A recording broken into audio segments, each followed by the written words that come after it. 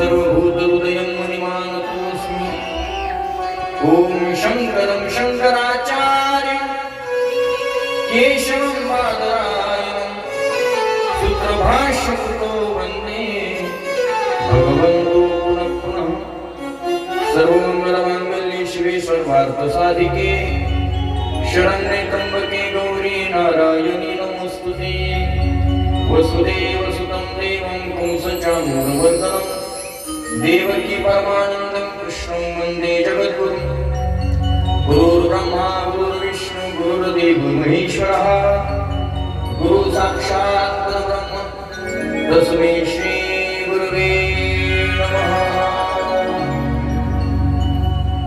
एकदा 5 मिनिटं सर्वांनी हरि ओम नमः शिवाय।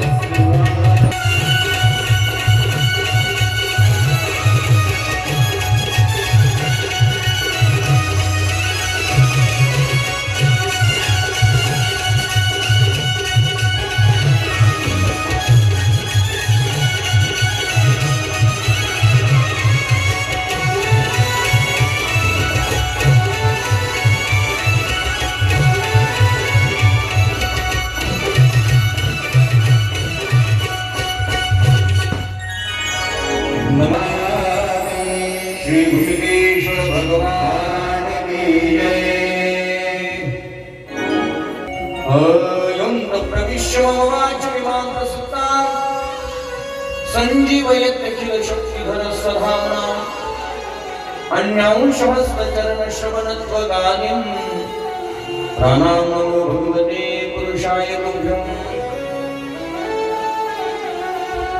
परमंगलमय परात्पर जीवाचं परम कल्याण साधणारी साधकाला भक्ती सुखामध्ये नाव घालणारी अतिशय श्रेष्ठ असणारी ही शिव महापुराण कथा सगळ्या देवामध्ये भोळा देव म्हणजे महादेव भगवान दीनानाथ उमानाथ करुणाघन ज्याची भक्ती केल्यानंतर अंतःकरणामध्ये प्रेम उत्पन्न होतं त्याचं नामस्मरण सतत करावंसं वाटतं असा अतिशय प्रिय असणारा हा भगवान भोलेनाथ आणि या भोलेनाथाची परमपावन असणारी शिव महापुराण कथा आपण श्रवण करत आहोत. सर्व सप्ताह कमिटी मंडळ ग्रामस्थ मंडळी परिसरातील सर्व भाविक मंडळी सर्वांच्या शुभ प्रेरणेनं अथक परिश्रमानं अतिशय भव्य दिव्य स्वरूपामध्ये सुरू असलेली ही शिव महापुराण कथा आहे. भगवान गुटकेश्वराच्या या मंदिराच्या वर्धापन दिनाच्या निमित्तानं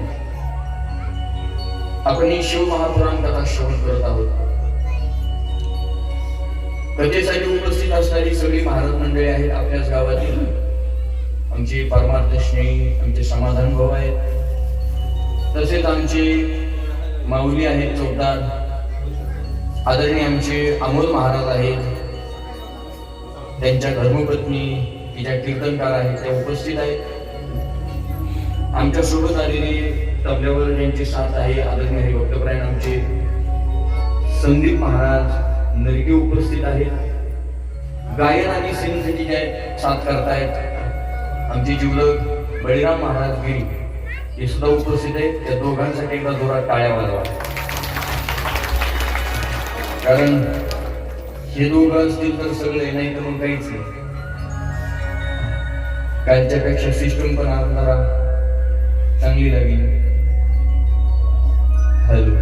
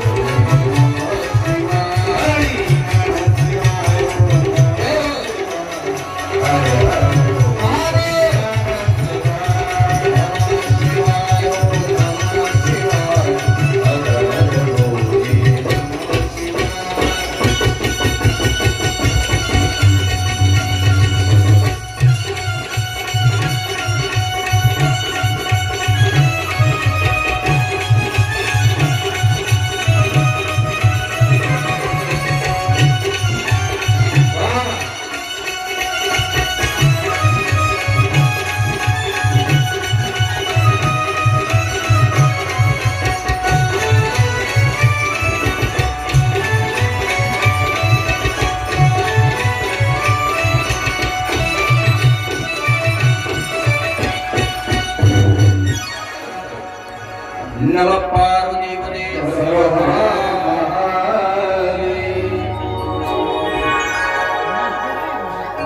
चंचलेला सोबत घेऊन ते तुंबरू विंध्य पर्वतावरती गेलेले आणि भगवंताचं भजन चालू. ओम नमः शिवाय, ओम नमः शिवाय, हर हर भोले नमः शिवाय. आणि भजन ऐकल्यानंतर तो पिशाची योनीला गेलेला बिंदूक समोर आलेला आहे आणि चंचुलीनं त्याला बांधून टाकलेलं आहे. का? कारण पिशाच्याला हे आवडत नाही, त्याला बांधून टाकावं लागतं.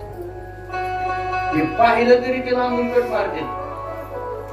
हे आवडत नाही त्यांना. पिशाचं तर सांगतो मी, माणसाचं नाही आवडत नाही. मग त्याला बांधून टाकलं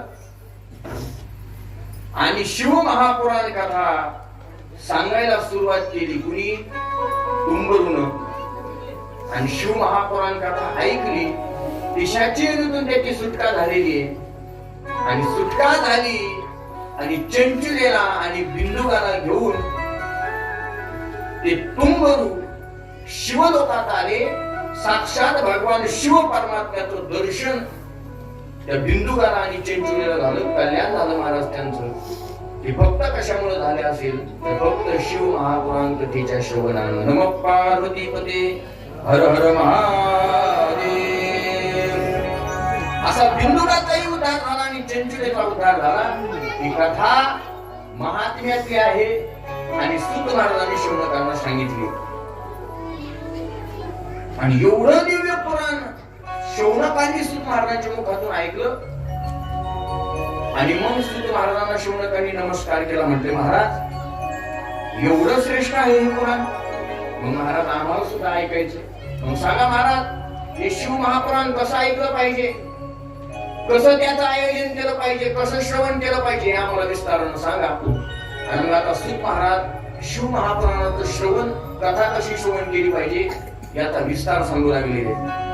कधी श्रवण करायचं हे शिव महापुराण? म्हणजे उत्तम मास असावा, म्हणजे चांगला महिना असावा. आणि त्या महिन्यात जर शिवरात्री असेल तर अधिक चांगलं. आपल्या या 7 दिवसाची शिवरात्री, महिन्याची शिवरात्री आजच आहे ना शिवरात्री. वा वा, क्या बात. त्या महिन्यात ज्या दिवसापासून आपण शिव महापुराण कथा श्रवण करतो, एक तर महिना चांगला असला पाहिजे. आता हा महिनाही चांगला आहे, उत्तम मास आहे. त्याच्यात शिवरात्री जर असली तर आणखी चांगलं. आज शिवरात्री आहे, आपल्याकडे उत्तम मत जुळून आलेला आहे. बर, भगवान शिवाची कथा सांगत असताना कथा जिथं करायची आपल्याला, त्या कथेचा निरोप सगळीकडे द्यायचा. आपण दिला एक सगळ्यांना निरोप, सगळ्यांना निरोप ओळखा, सगळ्यांना आमंत्रण द्यायचं. शक्यतो एखादा मंडप द्यायचा, छोटासा आपला सभा मंडप आहे. कथा श्रवण करत असताना कथा संपल्यानंतर महाप्रसादाची जर व्यवस्था झाली तर आणखी चांगलं. तीही व्यवस्था आपण केलेली, म्हणजे आपण जवळजवळ सगळ्या नियमात आपण बसत आहोत. बरोबर आहे. कथेचा विधी सांगितलेला आहे. सुंदर आसन व्यवस्था असावी ती आहे. शक्यतो भगवान भोलेनाथाच्या आणि शंकराच्या मंदिरातच कथा व्हावी, मला वाटते तीही आपली इच्छा आता पूर्ण आहे. ते सुद्धा नियोजन झालेलं आहे. सुंदर पंडाल मंडप द्यायचा, सगळ्यांना सांगायचं की आमच्याकडे श्रीमद शिव महापुराणाची कथा आहे, सगळ्यांना आमंत्रण द्यायचं. आणि सगळं करत असताना पुढे आणखी सांगितलंय, कथा श्रवण करत असताना शुद्ध अंतःकरणाने कथा श्रवण करायची. ऐकणारा सुद्धा भगवान शिवावर प्रेम करणारा असावा आणि सांगणाऱ्याला सुद्धा नियम सांगितलाय. काय? सांगणारा सुद्धा अंतःकरणापासून भगवान शिवावर प्रेम करणारा, भक्ती करणारा असला पाहिजे. कारण सांगणाऱ्याच्या पोटात प्रेम असलं तर ऐकणाऱ्याच्या पोटात जाते. सांगणाऱ्याच्या अंतःकरणात देवाबद्दल प्रेम नसेल तर ऐकणाऱ्याला तर तरी कसं प्रेम निर्माण व्हावं. आता ऐकणाऱ्यासाठी आणखी एक नियम सांगितलाय. शक्यतो शिव महापुराण कथा जर ऐकायची असेल तर उपवास धरावा. उपवास म्हणजे दिवसभर काहीच खायचं नाही आणि संध्याकाळी फक्त 1 ग्लास दूध प्यायचं आणि एखादं फळ खायचं. तुम्ही म्हणाल महाराज एवढं सोपं आहे का उपवास? कलियुगाला सुरुवात झाल्यानंतर शौनक ऋषी सूत महाराजांच्या समोर गेलेले, नमस्कार केला आणि सूत महाराजांना विचारलं, म्हणजे महाराज अतिशय वाईट असणाऱ्या कलियुगामध्ये माणसाचं जर कल्याण साधून घ्यायचं असेल तर काय श्रवण केलं पाहिजे? आणि मग सूत महाराज सांगू लागले की शिव महापुराण हे असं साधन आहे की कथा श्रवण केल्याबरोबर यमाच्या तावडीतून सुद्धा परत येण्याची ताकद त्या कथेमध्ये आहे. त्या कथेला शिव महापुराण कथा म्हणतात.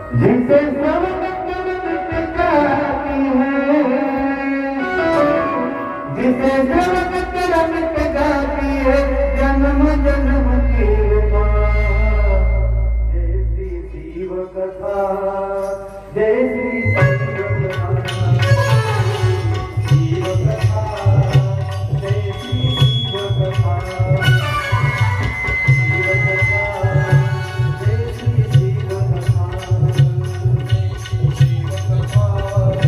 जय श्री शिव कथा, जय श्री शिव कथा, जय श्री शिव कथा, जय श्री शिव कथा.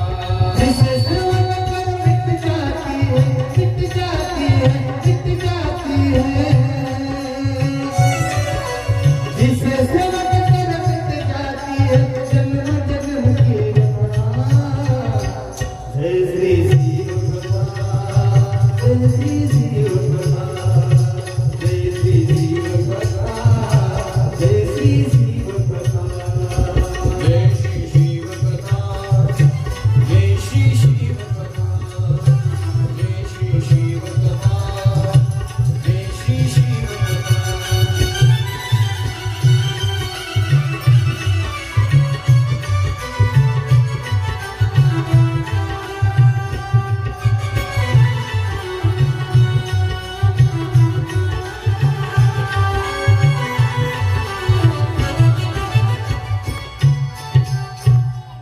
जिसे श्रवण कर मिट जाती है जन्म जन्म की व्यथा.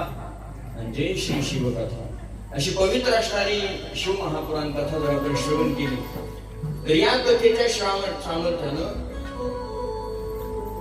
अतिशय पाप करणारा जरी माणूस असला, निधर्मी जरी माणूस असला आणि मेल्यानंतर तो यमपुरीला जरी गेला तरी यमाच्या तावडीतून परत येण्याची ताकद ज्या कथेमध्ये आहे त्याला शिव महापुराण कथा म्हणतात. याच्यासाठी सूत महाराजांनी एक उदाहरण आपल्याला काल सांगितले. ते उदाहरण म्हणजे देवराज ब्राह्मणाचं. आयुष्यभर त्यानं पाप केलं, शेवटी घरच्यांनी त्याला हाकलून दिलं. वनवन भटकू लागला. एका मंदिरात कथा चालू होती, त्या मंदिरात कथा श्रवण करत बसायचा. शेवटी मरण आला, अंगामध्ये ताप होता आणि तापातच त्याचा मृत्यू झाला. यमाचे दूत त्याला घेण्याकरता आले आणि यमाच्या दूतांनी त्याला यमपुरीला नेलेलं आहे. ही गोष्ट जेव्हा भगवान शिवाच्या कानावर पडली त्यावेळेस भगवान शिवाने स्वतः शिवदूतांना त्याला सोडून आणण्यासाठी पाठवलं. आयुष्यभर पाप केलेला देवराज ब्राह्मण, पण शिवदूतांनी यमलोकावर आक्रमण केलं आणि यमाच्या तावडीतून त्याला सोडून आणलं. ही ताकद ज्या कथेमध्ये आहे, ही भक्ती करण्याची ताकद ज्या कथेमध्ये आहे त्याला शिव महापुराण कथा म्हणतात. आणि अशी पवित्र असणारी शिव महापुराण कथा आपण श्रवण करत आहोत. आज कथेचा दुसरा दिवस आहे. अतिशय आनंदाच्या वातावरणामध्ये तुम्ही आम्ही सर्वजण या कथेच्या श्रवणासाठी एकत्रित आलेलो आहोत. थोडे लेकर शांत करा, यांना वाटत असतं पाठीमागे घेऊन थोडस लक्ष विचलित होत नाही माझं. कोणाचे ते शिव महापुराण कथा तुम्ही आम्ही श्रवण करत आहोत.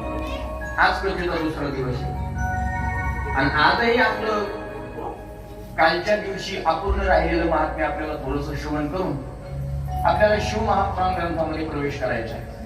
ऐका, सूत महाराजांच्या मुखातून शौनकांनी देवराज ब्राह्मणाची कथा महात्म्यातली श्रवण केली आणि फार आनंद झाला. शौनकांनी पुन्हा एकदा नमस्कार सूत महाराजांना केला आणि सूत महाराजांना विचारलं की महाराज तुम्ही फार सुंदर कथा आम्हाला सांगितली, पण महाराज ज्यानं आयुष्यभर पाप केलंय त्याचाच उद्धार शिव महापुराण कथा करते की आणखी कुणाचा उद्धार करते? फार महत्वाचा मुद्दा आहे बरं का. कुणाचा उद्धार करते ही शिव महापुराण कथा. आणि असं ज्यावेळेस शौनकांनी सूत महाराजांना विचारलं त्यावेळेस सूत महाराजांनी सांगायला सुरुवात केली की म्हणे ज्यानं आयुष्यभर पाप केलेलं आहे, ज्यानं आयुष्यभर व्यभिचार केलेला आहे, ज्यानं फक्त लोकांना लुटलेलं आहे आणि असा माणूस जर मेला तर हा वैकुंठालाही जात नाही, हा स्वर्गालाही जात नाही आणि हा कैलासालाही जात नाही. मग कुठं जातो? सूत महाराज म्हटले त्याला पिशाची योनीला जावं लागतं, पिशाची योनीला. आणि पिशाची योनीला गेल्यानंतर या जगतामध्ये त्याचं जोपर्यंत पाप नष्ट होत नाही अगोदर तर तो नरक यातना भोगतो. पिशाची योनीला कधी जातो माणूस? फार पाप झालं, नरकात गेला, नरकातल्या यातना भोगून सुद्धा पाप शिल्लक राहिलं आणि मग ते शिल्लक राहिलेलं पाप भोगायला त्याला पिशाची योनीला जावं लागतं. आणि अशा पिशाची योनीला गेल्यानंतर त्यांचा उद्धार जोपर्यंत पाप नष्ट होत नाही तोपर्यंत उद्धार होत नाही.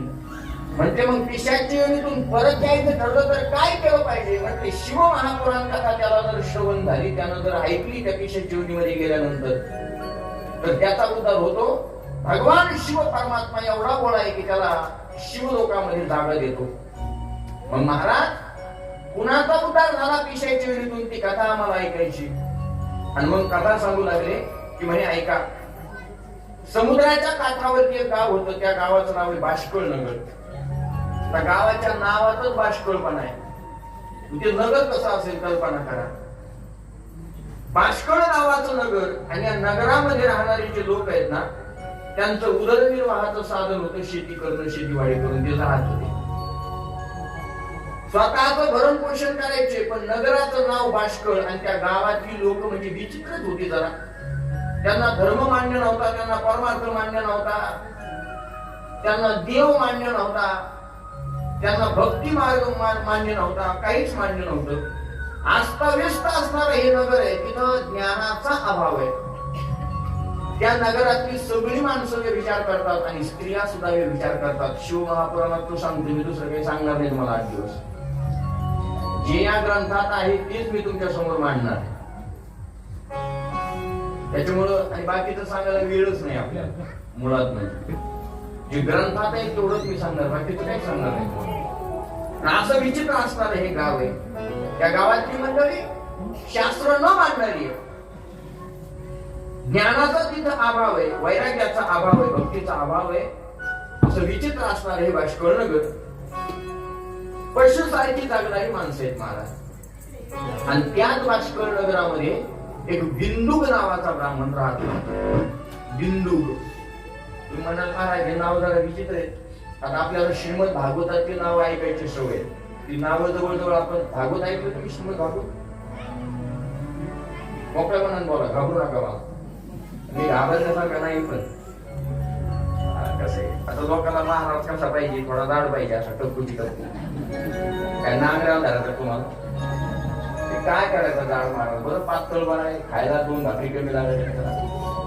टेन्शन लोकांची भावना असते महाराज जरा असा वजनदार पाहिजे. काय करायचं वजनदार महाराजांतरी असं मी आता पारी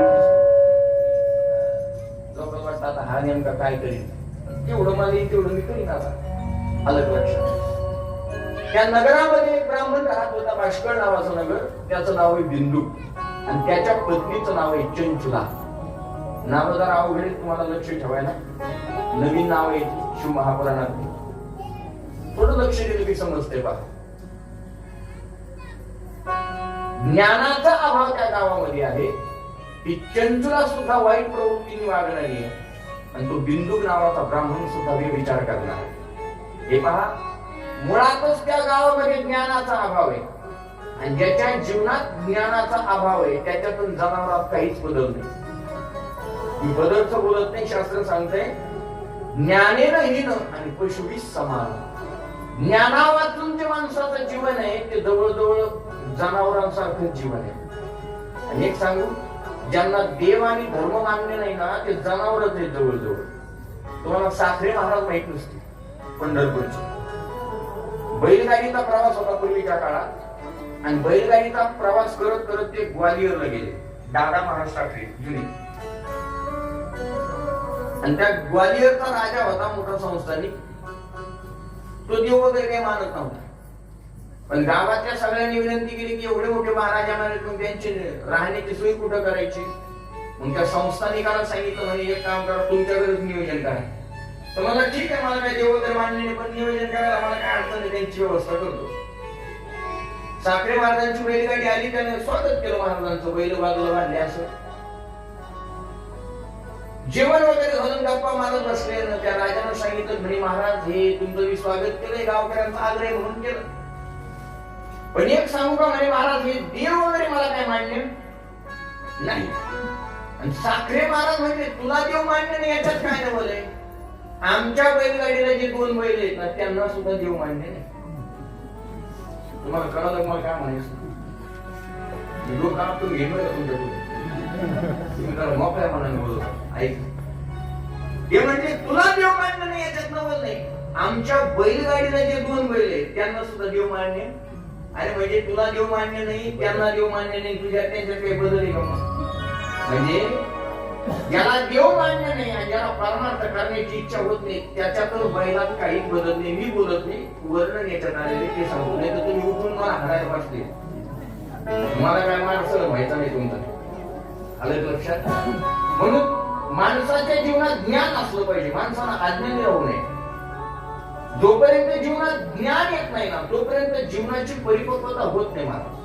माणसानं ज्ञान कमवलं पाहिजे. गीताशास्त्र असं सांगतंय, नाही ज्ञानेन सदृशम पवित्रम इह विद्यते. ज्ञानासारखी पवित्र गोष्ट या मृत्यू लोकांमध्ये दुसरी पाहायला भेटणार नाही. अज्ञानी माणसाला सहज कोणी फसून जातो, सहज फसून जातो. म्हणून माणसानं ज्ञान मिळवलं पाहिजे. पण ज्ञानाचा अभाव आणि त्या भास्कर नगरामध्ये त्या बिंदू काही ज्ञानी नाही आणि त्याची पत्नी चंचुला ती सुद्धा ज्ञानी नाही. काही माणसं आकारानच फक्त माणसं आहेत माणसं, त्यांना देवाचं घेणं देणं नाही, धर्माचं घेणं देणं नाही, काहीच घेणं देणं नाही. ते फक्त माणसं म्हणून जगतात, पण संस्काराने मात्र पैसे भेटतात. ते गावाचं नाव भास्कर आहे. सध्या काही लोक फारसे आजूक झालेले, त्यांना हे असं गळ्यातलं माळण, कथा, कीर्तन, पुराण म्हटले का ते म्हणते तुम्ही काय बावळट झाले का, काही सांगत बसले, आम्हाला असं काही मान्य नाही. काय गरज आहे कथा कीर्तनाची? हात जोडून विनंती करतो, अरे आज कथा कीर्तन लोकांच्या समोर सांगितले जातात म्हणून लोक आईला आई, बहिणीला बहीण म्हणतात. ज्या दिवशी बंद होईल ना महाराज, हो, अरे कुत्र्याला कुठं आई कळते, कुत्र्याला कुठं बहीण कळते, बैलाला कुठं बहीण कळते. आणि आज आपण या गोष्टी पाहतोच ना, हे सुरू आहे तरी काही प्रमाणात या गोष्टी चालू आहेत. ज्या दिवशी बंद होईल ना, ज्या दिवशी बंद होईल ना त्या दिवशी ही तुझी आई, आईसोबत कसं वागलं पाहिजे सांगणार तुमच्यासमोर कोणी नसणार. बहिणीसोबत आणि पत्नीसोबत कसं वागलं पाहिजे सांगणार तुमच्या समोर कोणी नसणार. कारण आता सध्याच्या काळात जगातली जवळजवळ सगळीच साधनं जी मनोरंजनाची ती लोकांना नासवायलाच निघालेली. आपण रोज टीव्ही पाहतो, मोबाईल पाहतो, चुकून एखादं चांगली गोष्ट त्याच्यात येते महाराज. आता तुम्ही मालिका पाहता, कोणत्या मालिका पाहता? माझ्या नवऱ्याची बायको पटत आहे तुम्हाला पाहायला? ते खरं सांगा, पटत आहे? विचार करा तुम्ही या मालिकांचे नुसते टायटल विचार करा, त्या टायटलचा जर खरा विचार केला तर काय अर्थ होतो त्याचा? सहज ज्या गोष्टी आपल्या कानावर पडतात त्याच्या कथा आपण पाहतो. एवढ्या वाईट वाईट घटना आपल्याला पाहायला मिळतात महाराज. एवढ्या वाईट घटना सध्या युट्यूबवर, फेसबुकवर, इंस्टाग्रामवर एवढ्या पाहायला मिळतात, न्यूजवर आपल्याला पाहायला मिळतात. कशाचा परिणाम आहे? यांच्याकडे ज्ञान आहे पण संस्कार नाही.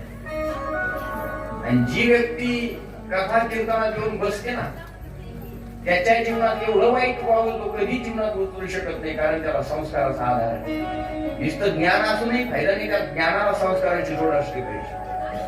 म्हणून या गोष्टी पाश्चात्य देशाचा आदर्श घेतलेली काही लोक आम्हाला शाहदुखाला शिकवतात. काय चाललं म्हणे महाराज तुमचे, लक्ष देऊ नका, आपल्याला संस्कारानं आणि ज्ञानानं पुढे जायचं. म्हणून असं असणारे भास्कर नगर आहे. या नगरातली सगळी लोक परमार्थ न करणारी आणि देवधर्म न करणारी त्यांनी सगळं सोडून दिलेले. देवधर्म सांगी पडिले सक, देवधर्म सांगी पडिले सक, ओ देवधर्म पडिले सक, देवधर्म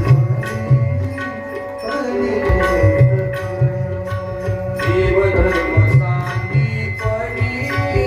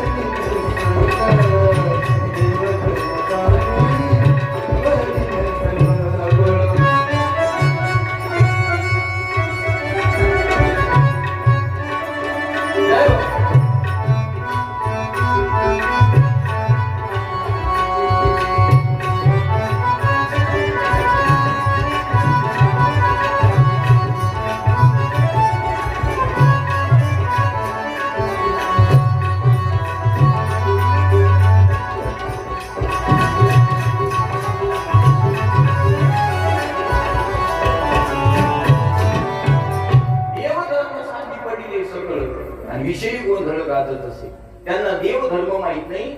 बिंदू हा ब्राह्मण आहे, पण ब्राह्मणाला देव मान्य नाही. आता ऐका, आपलं धर्मशास्त्र असं सांगतं की ब्राह्मण आहे त्याला जर देव मान्य नसेल तर त्याचं तोंड सुद्धा आपण पाहायचं नाही. प्रमाण सांगतो तुम्हाला, अभक्त ब्राह्मण जळो त्याचे तोंड आणि काय त्याची रांड प्रसव. ब्राह्मण आहे आणि ब्राह्मणाला देव मान्य नाही. अहो, ब्राह्मणाचा अधिकार साधा नाही. ब्राह्मणाच्या मुखातून देव बोलतो आणि ब्राह्मणाच्या मुखातून देव खातो. आपल्याला जर देवाला काही खाऊ घालायचं असलं तर आपण काय करतो, ब्राह्मणाला भोजन देतो. म्हणून ब्राह्मण भोजन केलं की देवापर्यंत जातो. म्हणून त्यांना भूदेव मानतात. आणि भूदेव हे देवाला अनुसरून, धर्मशास्त्राला अनुसरून त्यांचं कार्य असलं पाहिजे. म्हणून जीवनामध्ये भक्ती मार्ग स्वीकारावा. त्या बिंदुकाला परमार्थ माहित नव्हता आणि त्या चंचुलीला सुद्धा परमार्थ माहित नव्हता. तोही आधर्मी होता आणि त्याची बायको चंचुला ती सुद्धा आधर्मी होती. चुकीचं वागणारी पत्नी आहे आणि चुकीचं वागणारा नवरा आहे. नवरा व्यभिचार करतोय हे त्या चंचुलीला कळालं. ऐका बरं का, आणि तिला राग आला आणि तिनं मनात विचार केला की माझा पती माझ्यासोबत एकनिष्ठ नाही. एक सांगू, ज्याला वाटत असेल आपला संसार चांगला व्हावा, की त्या पतीनं आणि पत्नीनं स्वतः सोबत एकनिष्ठ असेल तरच संसार चांगला व्हावा. आपली जर एकमेकांबद्दल एकनिष्ठता नसते, निष्ठा चालू आहे आपली, याचा त्याला भरोसा नाही, तिचा याला भरोसा नाही, काय उपयोग आहे त्या संसाराचा? मला कुठेतरी एकनिष्ठ झाल्याशिवाय तुमचा संसार कधीला लागू शकत नाही. आधी भांडणं का होतात, कोर्टापर्यंत का लोक जातात, तुमची निष्ठा नाही एकमेकांबद्दल. आणि तुमची जर निष्ठा जर नसेल एकमेकांबद्दल, देव जरी आला तरी तुमचा संसार कधी जाऊ शकत नाही. खरं सांगतो तुम्हाला, राग येईल माझ्या बोलण्याचं तुम्हाला, पण मला आणले तुम्ही खरं सांगाल, मी खरं सांगणार. जोपर्यंत तुमची अंतःकरणापासून एकमेकांबद्दल तुम्ही एकनिष्ठ होत नाही, तुम्ही देव येऊ द्यावं, संसार कधीला जाऊ शकत नाही. एकनिष्ठ असलं पाहिजे. जुन्या काळातले किती एकनिष्ठ होते, जुन्या काळातल्या आताच्या पोरीनं सहन होत नाही महाराज थोडंफार. नवऱ्यानं रागाने पाहिलं तरी लोक पडतात. अरे जुन्या काळात, आमच्या काळात लाथा बुके आणत होते. आमच्या नाही, तुमच्यात आमच्या काळात चुकून झालं ना. अरे जुन्या काळात नवऱ्यानं बायकोला लाथा बुक्यानं आणलं तरी उमऱ्याच्या बाहेर आवाज जात नव्हता. एवढं सहन करीत होत्या महिला. अति सहन करावं असं मी म्हणत नाही, कुठं तरी ठीक आहे. नवऱ्याला बाहेर जायचं, 2 रुपये कमवून आणायचे, त्याला थोडा त्रेस येणारच आहे, थोडासा त्रास होणारच आहे. बाहेरचे लोक काय शान येत काय, कोणाच्या हातातून हिसकून त्याला आणायचे, तुम्हाला काय माहिती. घरी बसल्या तुम्ही आपल्या फुरकून आपल्या हातात नवऱ्याला का त्याच्या राग काढतात. आला मेला मुर्दा मेला, काय घेत नाही मेकना, काय साधे का? अरे पती जर बाहेरून आला तर त्याला प्रेमानं बोललं पाहिजे महाराज. कारण अनेकांचं बोलणं घेऊन येतो तू, अनेकांचा राग त्याच्या डोक्यात असतो. आणि आपणही तो आला का त्याच्यावर राग काढायचा, कसं जमणार आहे, कसं संसार कधी लागेल? पतीनं पत्नीला समजून घेतलं पाहिजे आणि पत्नीनं पतीला समजून घेतलं पाहिजे. कुठेतरी तुम्ही एकनिष्ठ असले पाहिजे तर तुमचा संसार टिकणार आहे. संसार तसा नाही टिकत, फक्त पैशावर आणि त्याच्यावर संसार टिकत नाही. तुमची निष्ठा कुठेतरी पाहिजे, आपापसात प्रेम असलं पाहिजे. मुद्दा का नामोला मी तो बिंदू एकनिष्ठ नव्हता पत्नी सोबत आणि पत्नी सुद्धा एकनिष्ठ नव्हती बिंदुकासोबत. तिला कळालं की हा मी विचार करतोय. लोक पाप का करतात, लोक वाईट का वागतात, हे विचार का करतात, त्याचं कारण आहे लोकांच्या मनात पापाची भीती नसल्यामुळे लोक वाईट वागतात. लोकांना सांगितलं असं करू नका, पाप होईल. लोक म्हणतात पाप म्हणजे भूलताप आहे आणि पुण्य म्हणजे भूलगावणी. पुण्य आणि पाप मानत नाहीत लोक. पण एक सांगू, तुम्ही पाप केलं की त्याचं दुःख तुम्हाला भोगावं लागणार आहे आणि पुण्य केलं की सुख भोगावं लागतं. हे शास्त्राने सांगितलंय, आम्हाला मान्य, तुम्हाला मान्य असो किंवा नसो, आम्ही त्याच्याशी बांधील नाही, आम्ही बांधील नाहीत ना. पाप केल्यानंतर त्याचा परिणाम दुःख आहे, तो भोगावाच लागणार. म्हणून लोक पाप करतात. बिंदूक विचार करतोय. पत्नीला कळालं की माझा नवरा, मी स्वतः घरी असताना परस्त्री बरोबर विचार करतोय. राग आला महाराज आणि तिनं मनात विचार केला की हा वाईट वागतो, मग मी काय उत्तम घेतलं का चांगलं वागायचं? मी कुठपर्यंत चांगलं वागायचं? त्यांचं भांडण झालं एक दिवस मार घरातून भांडण झालं, फक्त मारामारी झाल्या नाही. एवढं भांडण झालं की तिनं सांगितलं, तुम्ही जर वाईट वागत असता, तुम्ही जर बाहेर विचार करत असाल तर मी सुद्धा विचार करणार, मला सुद्धा काही घेणं नाही. एवढं भांडण झालं, एवढं भांडण झालं, त्यानं सांगितलं अजिबात तुम्ही विचार करायच नाही. म्हणजे पहा बरं का, नवरा कसा वागला तरी जमते, पण बायकून धरणात असलं पाहिजे. असलं जम दोघं धरणात लागत येत. गाडी जर चालायची म्हटली तर दोन्ही चाकाच्या अलाइनमेंट चांगली पाहिजे. नरके नवीन घेतली म्हणून बोलतो, दोन्ही चाक अशी एका रेषेत चालली तर गाडी धोरणात चालली की नाही. रस्त्यानंतर एक चाक सरळ चाललं, एक असं वाकडं तिकडं चाललं, जाईल का धोरण गाडी घरी?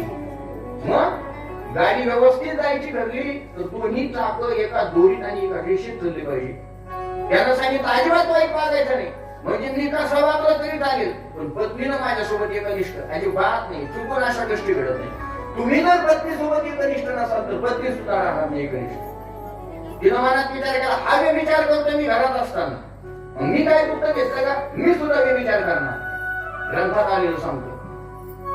आणि मग दोघांनी मिटून घेतलं. कशावर मिटलं माहितीये? आवाज येतो तुम्हाला क्लिअर?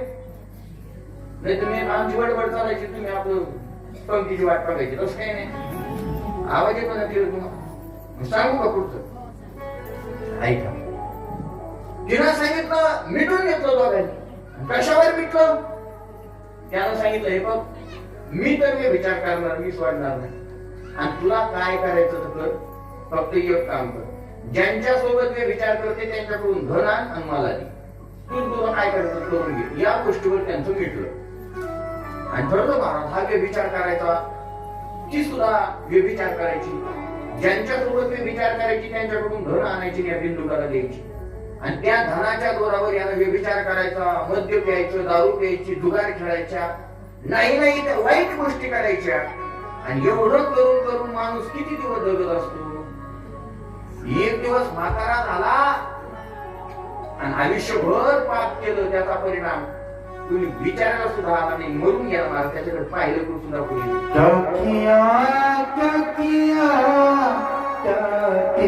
रे तुलसी वन गवा दिया, जिसे पाना था उसको तो खो दिया, जिसे पाना था उसको तो खो दिया, जिसे पाना था उसको तो खो दिया, पाना था उसको तो खो दिया, जिसे पाना था उसको तो खो दिया.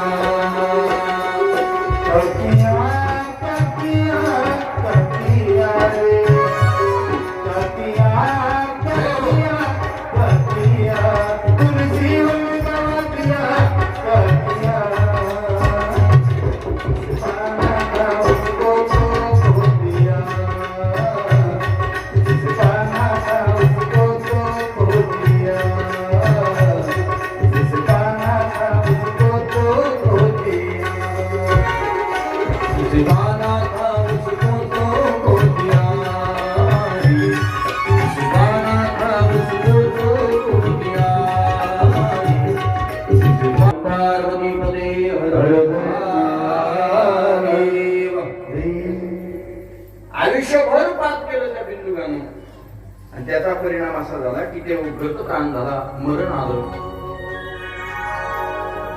आणि तो मेल्यानंतर ही जी चंचल आहे महाराज, ती वनवन भटकू लागली.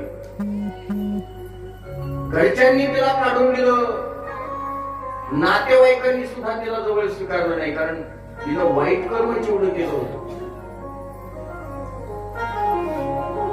आणि भटकत भटकत हॅलो हॅलो एका गावामध्ये गेली. काल जसं आपण देवराज ब्राह्मणाचं पाहिलं ना, हे चिंचुलीचं तसंच आहे. पती मरण पावल्यानंतर एक सांगू का, पती कसाही असू द्या महाराज, पण तो आपल्या स्त्रीचं भूषण असतो. ज्या दिवशी आपला पती आपल्या जीवनातून गेला ना, बास जगातलं कुणीच आपलं नाही, जगातलं कुणीच आपलं नाही. मला पतीचा एक अधिकार असतो आपल्यावर. म्हणून ती चंचुला बनवून भटकू लागली आणि भटकत भटकत एका गावात गेली. तिथे तुला कोणीच ओळखत नव्हते. एका शिवालयात जाऊन बसली.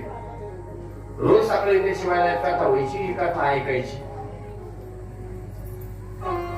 आणि ती कथा ऐकत असताना त्या कथाकारानं कथा सांगता सांगता एक गोष्ट सांगितली, तिच्या कानावर पडली की ज्या स्त्रीनं व्यभिचार केलेला आहे त्या स्त्रीला नरकात गेल्यानंतर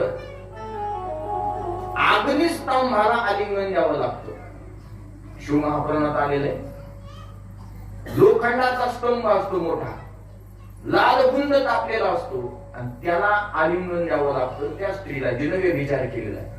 आणि हे त्या चंचुलीनं ऐकलं आणि डोळ्यातून पाणी येऊ लागलं. म्हणे आयुष्यभर मी विचार केला, मी आयुष्यभर वाईट वागली, आता मला सुद्धा हीच गती आणि हे दुःख मला भोगावं लागणार आहे. काय केलं पाहिजे? देवाची साधना करते, नामस्मरण चालू आहे भगवान भोलेनाथाचं. हर हर महादेव, जय भोलेनाथ, जय उमानाथ. अंतकरणापासून देवाला हाका मारते. 7 दिवस कथा ऐकली, कथा संपली महाराज.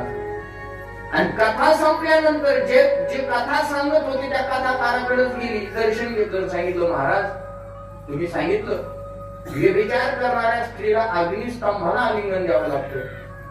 तिनं स्वतःचं पाप झाकून ठेवलं नाही. तिनं स्वतःचं पाप त्या साधू समोर सांगायला सुरुवात केली की मी सुद्धा व्यभिचार केलेला आहे, मी सुद्धा वाईट वागलेले आणि मला सुद्धा हे भोगावं लागणार आहे. मग महाराज या पापातून जर मला उत्तीर्ण व्हायचं असेल, सुटका प्राप्त करून घ्यायची असेल तर काय करू? मला पश्चाताप होते. त्या महात्म्यानं सांगितलं तुला पश्चाताप झाला इथंच तुझं पाप कमी झालं. कारण पश्चाताप ही सगळ्यात मोठं साधन आहे पाप कमी करण्याचे. पण सध्या लोकांना पाप करून सुद्धा पश्चाताप होत नाही. लोक त्याचा अभिमान बाळगतात. आपण चालता चालता एखाद्याला चुना लावला तर आपल्याला वाटतं आपण फार मोठं काम केलं. चुना म्हणजे काय शकतो चुना नाही म्हणत मी. म्हणजे एखादी वस्तू 2 रुपयाची तर ती रुपयातच आपण खरेदी केली, त्याला फसवून आपल्याला त्या फसवण्याचा काय वाटतो? स्वाभिमान वाटतो. वा 2 रुपयाची वस्तू मी 1 रुपयात त्याला फसवून. आपण जे पाप करतो त्याचा आपल्याला अभिमान वाटतो ना, हे चुकीच आहे. हो, तुमच्या जीवनात कधीतरी तुम्हाला एक फळ भोगावंच लागणार, त्याला सुटका नाही महाराज. एवढ्यापुरतं आपल्याला वाटतं सुटलो सुटत नाही. अरे चिटी के पाव में घुंगरू बसता है वो भी अल्लाह सुनता है. एवढी मुंगी ती, त्या मुंगीचा पायच किती असत, लाल मुंगी असते तर आणखी बारीक. आणि त्या मुंगीच्या पायात म्हणे घुंगरू येते, त्या घुंगरात एक खडा आहे, त्याचा आवाज येतो. तो कोणाला आहे? तुला तो देवा. हो, भगवान के घर देर है लेकिन अंधेर नाही. वेळ लागतो महाराज भोगायला, पण भोग मात्र नक्की भोगावा लागतो. केले कर्म झाले तिची भोगा आले. जगी जीवनाचे सार घ्यावे तारुणी सत्वर. जैसे ज्याचे कर्म तैसे फळ देतो. जैसे ज्याचे कर्म तैसे फळ देतो. जैसे ज्याचे कर्म तैसे फल देतो ईश्वर. जैसे ज्याचे कर्म तैसे फल देतो ईश्वर. क्षणिक सुखासाठी आपल्या होतो कोणी किती भ्रष्ट. पुण्यात जीवन आपले सुख जगी निर्ज्ञान नष्ट.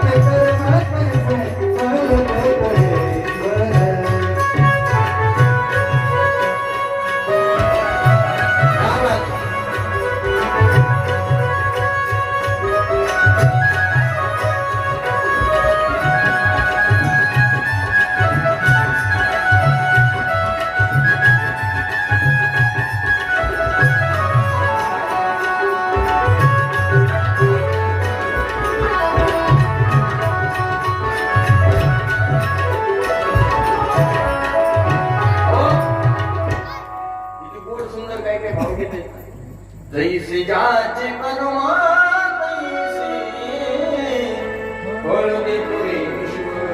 आपण चालता चालता पाप करून मोकळे होतो. आपल्याला वाटतं देवाला काय कळत, अरे किती बोललेत आपण केलेलं पाप देवाला कळत नाही असं वाटतं. बिडी प्यानारा माणूस देवाच्या मंदिराच्या बाहेरून चालला, तोंडात जर बिडी असेल आणि त्याला जर देवाचं दर्शन घ्यायचं असेल तर तो काय करतो, बिडी तोंडात ते काढतो, अशी पाठीमागं धरतो, देवाचं दर्शन करतो. तुम्हाला काय वाटतं बिडी देवाला कळत नाही तुमच्या समोर? म्हणजे इतका देव भोळा आहे, देव इतका भोळा वाटतो तुम्हाला? अरे जो भगवान शंकर सगळ्या जगाची निर्मिती करतो, जगाचं पालन पोषण करतो, तो परमात्मा भोळा आहे तुम्हाला म्हणायचं? तो भोळा आहे पण भक्तांसाठी, अधर्म्यांसाठी तो काळ आहे माझा. तो भोळा आहे पण त्याच्यावर प्रेम करणाऱ्या लोकांसाठी तो भोळा आहे. असा देव भोळा कुणासाठी नाही महाराज. देव बरोबर त्याचा काटा करतो. कुणाचा काढलाय पुढे पाहायचंय आपल्याला अजून 5 दिवस. काल महात्म्य उरकलं नाही म्हणून महात्माच चाललाय अजून आपलं. त्याची कथा 9 दिवस पाहिजे. शिव महापुराण कथा फार मोठी आहे. किती मोठी पुढे आज सांगणार आहे मी तुम्हाला. म्हणून त्या चंचुलेला पश्चाताप झाला. महाराज काय करू मला सांगा, मी व्यभिचार केलेला आहे, मला सुद्धा दुःख भोगावं लागणार आहे. त्या साधूंनी सांगितलं चंचुले काहीच करू नकोस, अंतःकरणापासून भगवान शंकरावरची भक्ती कर, देवावर प्रेम कर आणि त्याची शिव महापुराण कथा श्रवण कर, तुझा उद्धार होईल. साधूचं म्हणणं ऐकलं आणि तिथून पुढे 7 दिवस शिव महापुराण कथा श्रवण केली.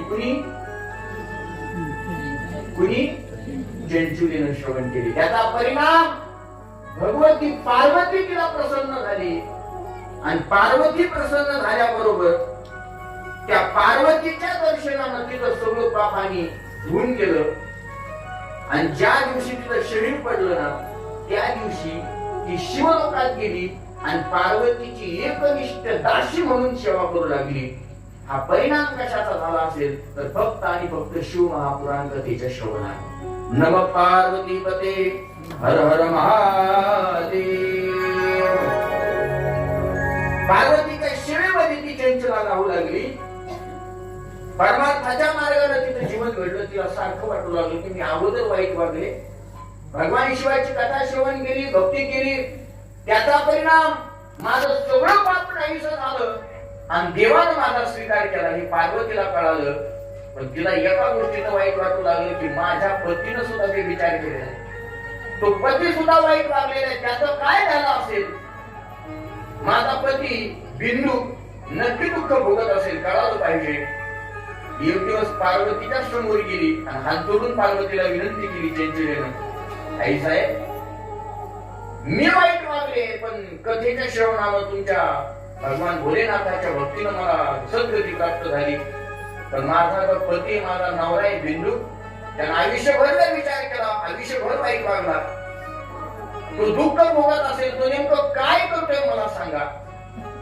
आणि मग स्वतः पार्वतीनं दिव्य ज्ञानानं पाहिलं आणि चंचलेच्या डोक्यावर मस्तकावर हात पार्वतीनं ठेवला आणि सांगू लागली, पार्वती तुझा जो पती आहे ना बिंदू, त्यानं व्यभिचार केलाय, मांस भक्षण केलंय, मद्यप्राशन केले, चोरी केली, लुबाडी केली, जुगार खेळला, अनेक लोकांना त्यानं फसवलेले. त्याचा परिणाम त्याचं पाप एवढं झालं की तो मेल्यानंतर नरकात गेला.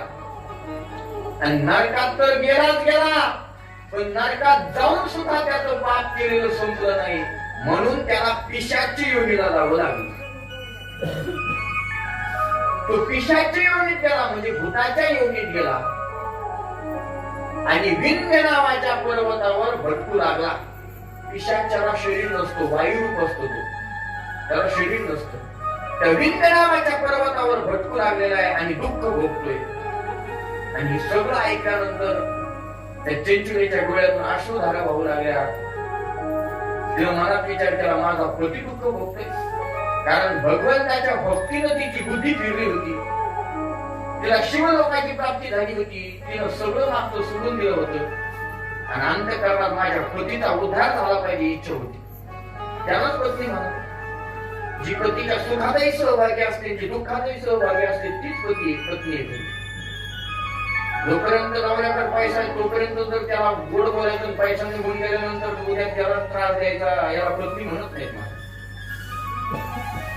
एक सांगू, पत्नीचं अर्ध शरीर म्हणजे पत्नी असते. जे दुःख पतीला आहे तेच दुःख, तेवढंच दुःख पत्नीला भोगावं लागतं. शास्त्रानं तसं फार नियोजन करून ठेवलेलं आहे. पतीनं जर पाप केलं ना, नवऱ्यानं जर पाप केलं तर ते सगळं पाप नवऱ्याला भोगावं लागतं, पत्नीकडे येत नाही. पण पत्नीनं जर पाप केलं तर पत्नीचा अर्ध पाप नवऱ्याला भोगावं लागतं. समजलं मी काय म्हणतोय?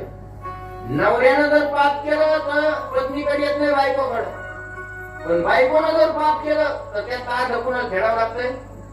नवऱ्याला फेडावं लागतं. आता पुढचं ऐका, नवऱ्यानं जर पुण्य केलं तर त्यातलं अर्ध पुण्य कुणाला जातंय?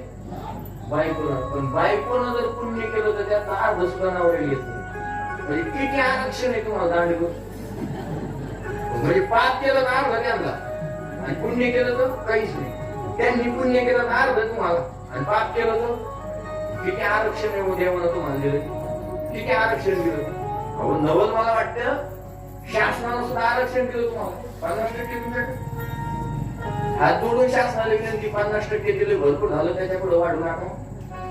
आपल्याला भांडे घासावं लागते ना, बाजाराची पिशी घेऊन बाजार करायला जाते.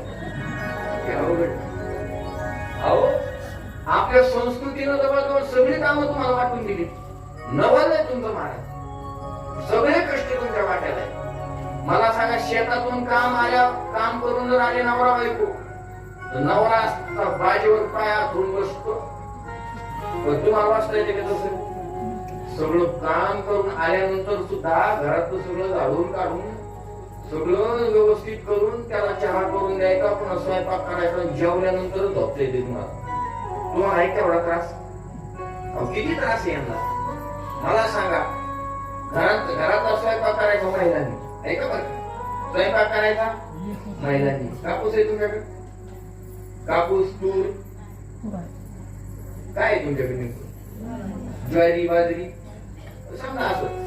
समजा घरातला स्वयंपाक करायचा महिलांनी, ज्वारी काढायची महिलांनी, शेतातली कामं करायची महिलांनी, भांडी घासायची महिलांनी, स्वयंपाक करायचा महिलांनी. एका घराची 2 घरं करायची.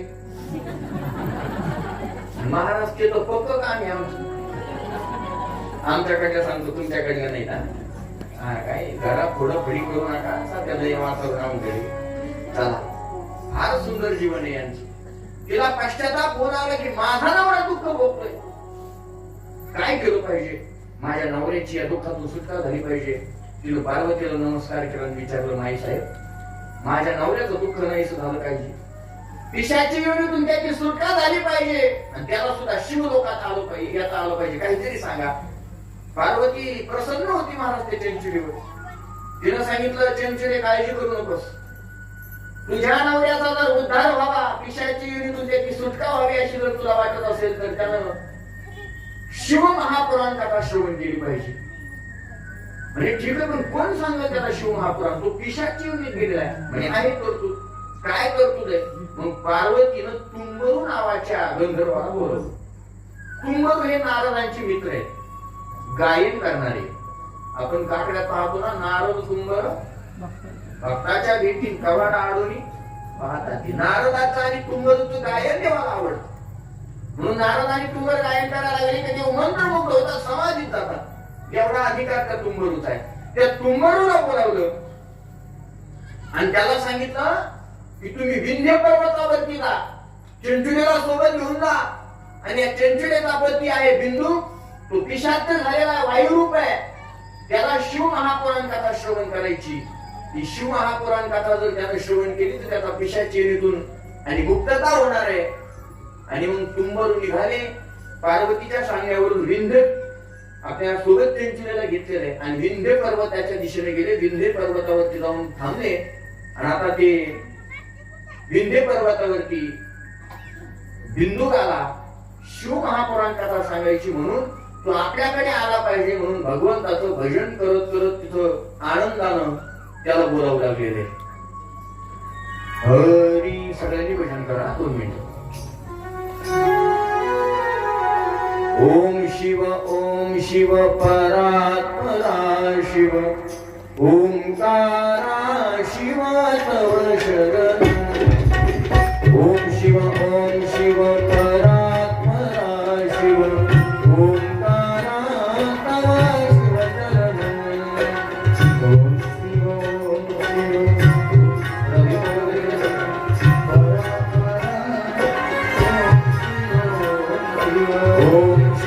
ओम शिव परात्परा शिव ओंकारा शिव तव शरण ओम शिव परात्परा शिव ओंकारा शिव तव शरण ओम शिव परात्परा शिव ओंकारा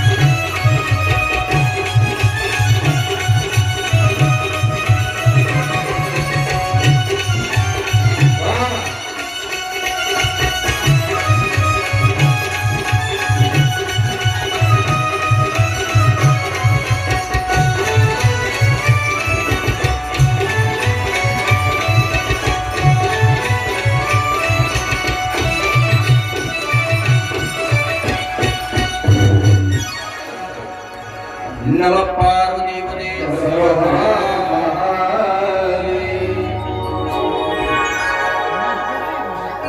चंचलेला सोबत घेऊन ते तुंबरू विंध्य पर्वतावरती गेलेले आणि भगवंताचं भजन चालू. ओम नमः शिवाय ओम नमः शिवाय हर हर भोले नमः शिवाय. आणि भजन ऐकल्यानंतर तो पिशाची योनीला गेलेला बिंदूक समोर आलेला आहे आणि चंचुलीनं त्याला बांधून टाकलेलं आहे. का? कारण पिशाच्याला हे आवडत नाही, त्याला बांधून टाकावं लागतं. हे पाहिलं तरी ते बांधून कट मारते. हे आवडत नाही त्यांना. पिशाच तर सांगतो मी, माणसाचं नाही आवडत नाही. मग त्याला बांधून टाकलं आणि शिव महापुराण कथा सांगायला सुरुवात केली. कुणी? तुंबरून. आणि शिव महापुराण कथा ऐकली. पिशाची योनीतून त्याची सुटका झालेली आहे आणि सुटका झाली आणि चंचुलेला आणि बिंदुकाला घेऊन ते तुंबरू शिवलोकात आले. साक्षात भगवान शिव परमात्म्याचं दर्शन त्या बिंदुकाला आणि चंचुलेला झालं. कल्याण झालं महाराज त्यांचं. हे फक्त कशामुळे झाले असेल तर फक्त शिव महापुराण कथेच्या श्रवणानं. नमः पार्वतीपते हर हर महादेव. असा बिंदुकाचाही उद्धार झाला आणि चंचुलेचा उद्धार झाला. ही कथा महात्म्यातली आहे आणि सूत महाराजांनी शौनकांना सांगितली. आणि एवढं दिव्य पुराण शौनकांनी सूत महाराजांच्या मुखातून ऐकलं. आणि मग सूत महाराजांना शौनकांनी नमस्कार केला. म्हटले, महाराज एवढं श्रेष्ठ आहे हे पुराण. मग महाराज आम्हाला सुद्धा ऐकायचं. मग सांगा महाराज, हे शिव महापुराण कसं ऐकलं पाहिजे, कसं त्याचं आयोजन केलं पाहिजे, कसं श्रवण केलं पाहिजे, हे आम्हाला विस्तारानं सांगा. आणि मग आता सूत महाराज शिव महापुराणाचं श्रवण, कथा कशी श्रवण केली पाहिजे याचा विस्तार सांगू लागलेले. कधी श्रवण करायचं हे शिव महापुराण? म्हणजे उत्तम मास असावा, म्हणजे चांगला महिना असावा. आणि त्या महिन्यात जर शिवरात्री असेल तर अधिक चांगलं. आपल्या या 7 दिवसात एक शिवरात्री, महिन्याची शिवरात्री आजच आहे ना शिवरात्री. वा वा, क्या बात. त्या महिन्यात ज्या दिवसापासून आपण शिव महापुराण कथा श्रवण करतो, एक तर महिना चांगला असला पाहिजे. आता हा महिनाही चांगला आहे, उत्तम मास आहे. त्याच्यात शिवरात्री जर असली तर आणखी चांगलं. म्हणजे आज शिवरात्री आहे, आपल्याकडे उत्तम मत जुळून आलेला आहे. बर, भगवान शिवाची कथा सांगत असताना कथा जिथं करायची आपल्याला, त्या कथेचा निरोप सगळीकडे द्यायचा. आपण दिला एक सगळ्यांना निरोप, सगळ्यांना निरोप ओळखाय, सगळ्यांना आमंत्रण द्यायचं. शक्यतो एखादा मंडप द्यायचा, छोटासा आपला सभा मंडप आहे. कथा श्रवण करत असताना कथा संपल्यानंतर महाप्रसादाची जर व्यवस्था झाली तर आणखी चांगलं. तीही व्यवस्था आपण केलेली, म्हणजे आपण जवळजवळ सगळ्या नियमात आपण बसत आहोत. बरोबर आहे. कथेचा विधी सांगितलेला आहे. सुंदर आसन व्यवस्था असावी ती आहे. शक्यतो भगवान भोलेनाथाच्या आणि शंकराच्या मंदिरातच कथा व्हावी. मला वाटते तीही आपली इच्छा आता पूर्ण आहे. ते सुद्धा नियोजन झालेलं आहे. सुंदर पंडाल मंडप द्यायचा, सगळ्यांना सांगायचं की आमच्याकडे श्रीमद शिव महापुराणाची कथा आहे, सगळ्यांना आमंत्रण द्यायचं. आणि सगळं करत असताना पुढे आणखी सांगितलंय, कथा श्रवण करत असताना शुद्ध अंतःकरणाने कथा श्रवण करायची. ऐकणारा सुद्धा भगवान शिवावर प्रेम करणारा असावा आणि सांगणाऱ्याला सुद्धा नियम सांगितलाय. काय? सांगणारा सुद्धा अंतःकरणापासून भगवान शिवावर प्रेम करणारा, भक्ती करणारा असला पाहिजे. कारण सांगणाऱ्याच्या पोटात प्रेम असलं तर ऐकणाऱ्याच्या पोटात जाते. सांगणाऱ्याच्या अंतःकरणात याबद्दल प्रेम नसेल तर ऐकणाऱ्याला तर तरी कसं प्रेम निर्माण व्हावं. आता ऐकणाऱ्यासाठी आणखी एक नियम सांगितलाय. शक्यतो शिव महापुराण कथा जर ऐकायची असेल तर उपवास धरावा. उपवास म्हणजे दिवसभर काहीच खायचं नाही आणि संध्याकाळी फक्त 1 ग्लास दूध प्यायचं आणि फळ, एखादं फळ खायचं. तुम्ही म्हणाल महाराज एवढं सोपं आहे का उपवास? रात्री जेव्हा पण कथा ऐका म्हणते महाराज, मग तरी थोडी भूक लागली पण तिथं आता काय सांगितलं माहितीये का? जेव्हा भूक लागल तेव्हा जेवा, पण कथा ऐक. म्हणजे मला काय म्हणायचं, उपाशी राहून जर कधी लक्ष लागत नसलं तर खाऊन पिऊन का काय केलं कधी चांगलंच आहे. पण खाऊन पिऊ आहे का, आणखी नियम सांगितले. या 7 दिवस कथा श्रवण हे जर नियम पाळले नाही तर कथा ऐकून फायदा भेटत नाही. असत्य भाषण करायचं नाही, म्हणजे खोटं बोलायचं नाही, पाप करायचं नाही, लबाडी करायची नाही. आता फक्त कथेपुरतं ऐकायचं नाही, माणसानं कधीच खोटं बोलायचं नाही, कधीच पाप करायचं नाही. मोबाईल आल्यापासून लोक जास्त खोटं बोलायला लागले. मी काल सांगितलं तुम्हाला, टीम मध्ये जरी असली तर सांगायचे मी टीम भरून आलो. मोबाईल आल्यापासून परोपरी लोक आता ते व्हिडिओ कॉल आल्यापासून बरोबर येते. आणि अशी कथा श्रवण करायची, कुणाची निंदा करायची नाही. आणि ही जी शिवमहापुराण कथा आपण श्रवण करतो ती साधी नाही आणि सोपी नाही. श्रीमद भागवतामध्ये 18,000 श्लोक आहेत आणि शिव महापुराण कथेमध्ये 24,000 श्लोक आहेत. किती? 24,000. म्हणजे किती हजार श्लोक जास्त आहेत? 6,000 श्लोक असे जास्त श्लोक आहेत. असं मोठं आहे महाराज. आता सगळे श्लोक आपण सांगू शकत. बरं, श्लोक सांगणं म्हणजे सोपं नाही, काही संहिता घ्यावी लागते. एक जरी अनुस्वार आणि शब्द चुकला तरी अर्थ बदलतो. तुम्ही जुन्या काळात जर रामायण ऐकलं नाही, एखादं ओवी सांगायची पुढे मागच्या अर्थ सांगायचं ऐकलेलं तुमच्या ऐक झालेले बऱ्याच ठिकाणी. श्लोकाचा एक अनुस्वार जरी चुकला तरी अर्थ बदलतो महाराज. असं एका गावात रामायण चालू होतं. एकदम पुढे ओवी सांगत होता, मागचा अर्थ सांगत होता. पण जो ग्रंथ होता त्या ग्रंथामध्ये एक प्रिंट मिस्टेक झाली होती. अमोल महाराज, प्रिंट मिस्टेक अशी झाली, त्यानं ओवी वाचली. आता ती खरी ओवी अशी आहे, आईशे युद्ध चाललेले रणात आणि बाण मारी सीताकांत. सीताकांत म्हणजे सीतेचा नवरा पती, म्हणजे रामप्रभू. आईशे युद्ध चाललेले रणात आणि बाण मारी सीताकांत. आता प्रिंट मिस्टेक झाली, त्या कांत शब्दावरचा जो अनुस्वार आहे ना तोच निघून गेला. मग शब्द काय झाला? सीता कांत. बरोबर. आईशी युद्ध चाललेली रणात बाण मारी सीताकांत. आता पुढचा गेला वाचून, आता मागच्याला अर्थ सांगायचा. आता काय केलं पाहिजे बा? त्यानं डोकं लावलं म्हणजे वा काय राम रावणाचं युद्ध म्हणते. जेवायला बसले तरी युद्ध बंद नाही. म्हणजे दुपारची वेळ होती, रावण जेवायला बसला आणि दुपारच्या जेवणात गिरी महाराज ताक खाल्लं पाहिजे थोडं. बरोबर आहे. आणि अशी जेवायला रावण बसला आणि पुढे ताकाची वाटी थोडी जीवन स्वरूप युद्ध बंद नाही. आणि मग जितका रावण बाण मारला, डायरेक्ट जाऊन बाण पडला. रावण जो ताकाची वाटी होती त्या ताकाची वाटी म्हणजे बाण मारीशी ताका. म्हणजे अर्थ बदलतो. का सांगतो मी तुम्हाला? शब्द जरी बदलला, अनुस्वार जरी गेला, एक अनुस्वार गेला तर अर्थ बदलला. तसं होऊ नये. त्याच्यामुळे श्लोकाच्या नादात पडायचं नाही. आपल्याला सरळ सरळ भावार्थ रूपानं मी तुमच्या समोर शिव महापुराण कथा सांगतोय. अशी असणारी शिव महापुराण कथा आहे. आणि या कथेमध्ये अनेक संहिता आहेत. जसे भागवतामध्ये स्कंद सांगितलेले 12 स्कंद, तसे या शिव महापुराण कथेमध्ये संहिता सांगितलेल्या आहेत 7. कोणत्या कोणत्या पटकन सांगून टाकतो. पहिली आहे विद्येश्वर संहिता, दुसरी आहे रुद्र संहिता, तिसरी आहे शतरुद्र संहिता, चौथी आहे कोटिरुद्र संहिता, पाचवी आहे उमा संहिता, 6वी आहे कैलास संहिता आणि 7वी आहे वायव्य संहिता. अगोदर या शिव महापुराणावर 1 कोटी श्लोक होते. मग व्यासाने आणखी कमी करायला लावले, मग 1,00,000 श्लोक आले.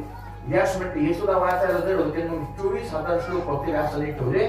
अगोदर 12 संहिता होत्या, त्यातल्या फक्त 7 संहिता ठेवल्या. अशी सर्वात मोठा जो काही ग्रंथ आपला आहे हा शिव महापुराण ग्रंथ आहे. अतिशय श्रेष्ठ असणारा शिव महापुराण ग्रंथ. आता त्या शिव महापुराण ग्रंथाचा आतापर्यंत आपण फक्त महात्म्य पाहत होतो.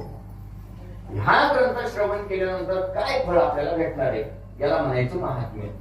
महात्म्य म्हणजे काय असतं? सोप्या भाषेत सांगतो. मॅन्युअल. मॅन्युअल कळतो तुम्हाला? एखादी तुम्ही नवी गाडी घेतली, एखादी तुम्ही नवी टीव्ही घेतली किंवा एखादा मोबाईल घेतला, त्याच्यासोबत आपल्याला एक पत्रक येतं, त्याला आपण काय म्हणतो? मॅन्युअल. त्याला काय म्हणतो? मॅन्युअल. का दिलं जातं मॅन्युअल? जी वस्तू तुम्ही खरेदी केली ती वस्तू वापरायची कशी आणि ती वस्तू या पद्धतीने जर वापरली तर त्या वस्तूपासून हा तुम्हाला काय भेटणार आहे? फायदा. याच्यासाठी काय सांगितलं जातं? मॅन्युअल. तसं ग्रंथाचं महात्म्य म्हणजे त्या ग्रंथाचं मॅन्युअल. ग्रंथ कसा अभ्यास करायचा, ग्रंथ कसा श्रवण करायचा आणि कसा श्रवण केल्यानंतर त्याच्यातून काय फायदा आपल्याला भेटणार आहे याच्यासाठी महात्म्य पाहणं गरजेचं आहे. आतापर्यंत आपण महात्म्य श्रवण केलं. आता आपल्याला मुख्य ग्रंथामध्ये प्रवेश करायचा आहे.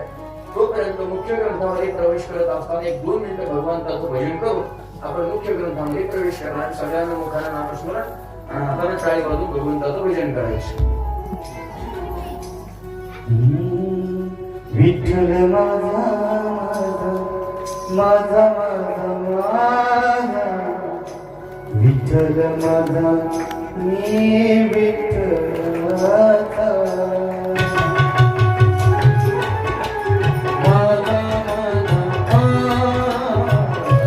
विठ्ठल माझा मी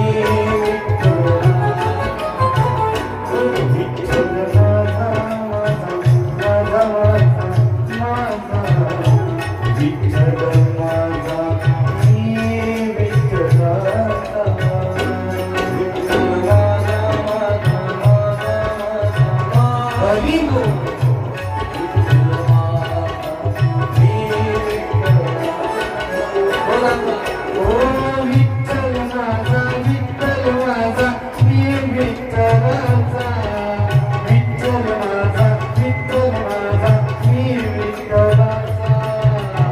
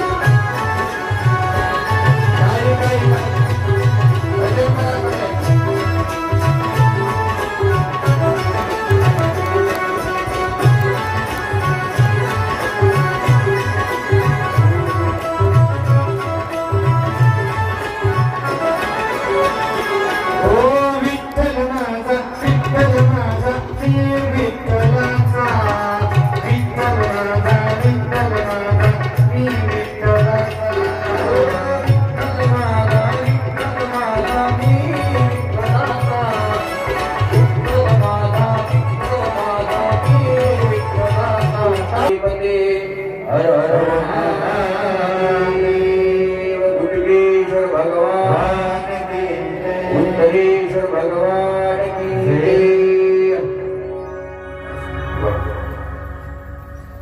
आपण आता विद्येश्वर संहितेमध्ये प्रवेश करत आहोत. आपल्या शिव महापुराण कथेची पहिली संहिता म्हणजे विद्येश्वर संहिता.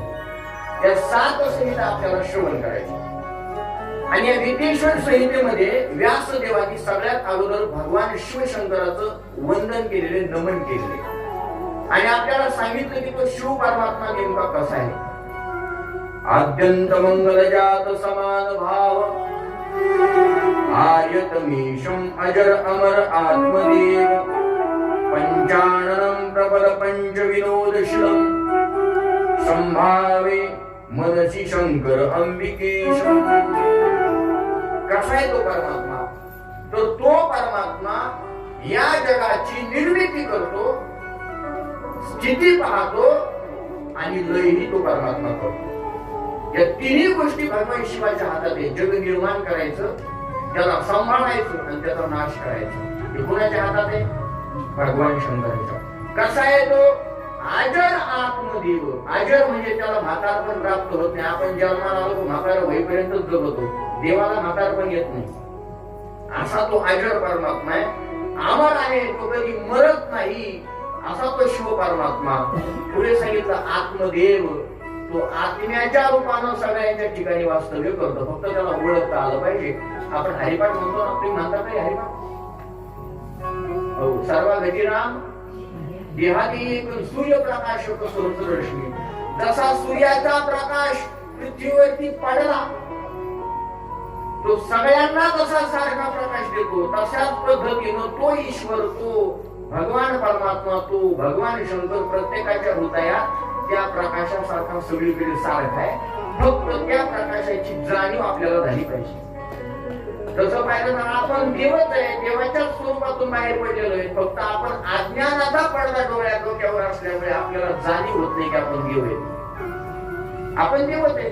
सर्व गतिरामध्ये हा एक विठ्ठल जरी स्थळी भरला, रीता ठाव नाही भरला, आज या दृष्टीने पाहिला विठ्ठलाची विठ्ठल. संतांना जाणीव झाली की आपण देव आहेत म्हणून ते संत झाले. आपल्याला जाणीव नाही म्हणून आपण माणसाची पुढे धकत नाही. असा तो परमात्मा आहे. भगवान शंकराला 5 मुख आहेत. किती मुख आहेत आपल्याला किती माहिती आहेत? आपल्याला फक्त एक मुख आणि एक एक्स्ट्रा डोळा आहे तेवढाच माहिती. तो ज्ञानाचा डोळा आहे, त्याचा विस्तार आपल्याला उद्या करायचा. पण 5 मुख आहेत भगवान शंकराला. ईशान, वामदेव, अघोर अशी बरीच त्या मुखांची नाव आहेत. संहार करणारा तो परमात्मा आहे. आणि असा परमात्मा, त्याची कथा सूत महाराजांना शौनकाने विनंती केली की आम्हाला ती श्रवण करायची. आता सूत महाराज आलेले आहेत कुणासाठी? शौनकांना शिव महापुराण सांगण्यासाठी. आणि सूत महाराज आल्याबरोबर त्या शौनकांनी सूत महाराजाला उंच आसनावर बसवलेले आहे. एक सांगू, जिथं भगवंताची कथा सुरू होते ना, आणि ज्याच्या अंतःकरणात खरंच देवाबद्दल प्रेम आहे ना, ज्याला कथा ऐकण्याची, कीर्तन ऐकण्याची आवड आहे ना, त्याला आमंत्रण द्यावं लागत नाही. त्याला फक्त जरी कळालं की इथे शिव महापुराण आहे, कीर्तन सुरू आहे, हातातली सगळी कामं तो टाकून घेतो, त्याच्या दिशेने येतो. त्याला आमंत्रण द्यावं लागत नाही. आणि ज्याला ऐकायचंच नाही ना, मग त्याच्याकडे कारण असतं. आपल्याला बोलिलं का, आपल्याला कोणी सांगितलं का, ते काय लग्न आहे का काय तुला सांगायला? आमंत्रण देऊन बोलायला ते काय लग्न आहे का? भगवंताचं कार्य ज्याला आवडते, ज्याला आवड आहे, त्याला आलं पाहिजे कथा श्रवण करण्यासाठी. सूत महाराज आले आणि सूत महाराजांचं स्वागत शौनकांनी केलेलं आहे. आपण 2 मिनिटं त्यांचं स्वागत करू. शिव की कथा सुनाने वाले, शिव का दरस दिलाने वाले, शिव की कथा सुनाने वाले, शिव का दरस दिलाने वाले, तुमको लाखों प्रणाम, तुमको लाखों प्रणाम, तुमको लाखों प्रणाम, तुमको लाखों प्रणाम, तुमको लाखों प्रणाम, तुमको लाखों प्रणाम, तुमको लाखों प्रणाम, तुमको लाखों प्रणाम। वो हम भूल गए थे मन में, पल खो बैठे थे तन में, हम भूल गए थे मन में, पल खो बैठे थे तन में, तुमने आकर पल जगाकर हमको कर दिया निहाल। शिव की कथा सुनाने वाले, शिव का दरस दिलाने वाले, तुमको लाखों प्रणाम, तुमको लाखों प्रणाम, तुमको लाखों प्रणाम, तुमको लाखों प्रणाम, तुमको लाखों प्रणाम, तुमको लाखों प्रणाम, तुमको लाखों प्रणाम, तुमको लाखों प्रणाम। भजन सुरू झालं ना, जेवढी शब्द कानावर येतील, आता सगळे भजन तुमच्या पाठ नाही, जेवढे शब्द कानावर येतील कमीत कमी आम्हाला घाबरू नका. पण ज्याच्या समोर येते त्याच्या समोर राहून तुम्ही टाळी वाजत नाही, भजन करत नाही, त्याला राग आला तर, मला राग आला तर काहीच करणार नाही मी तुम्हाला. आपण काय करू शकतो?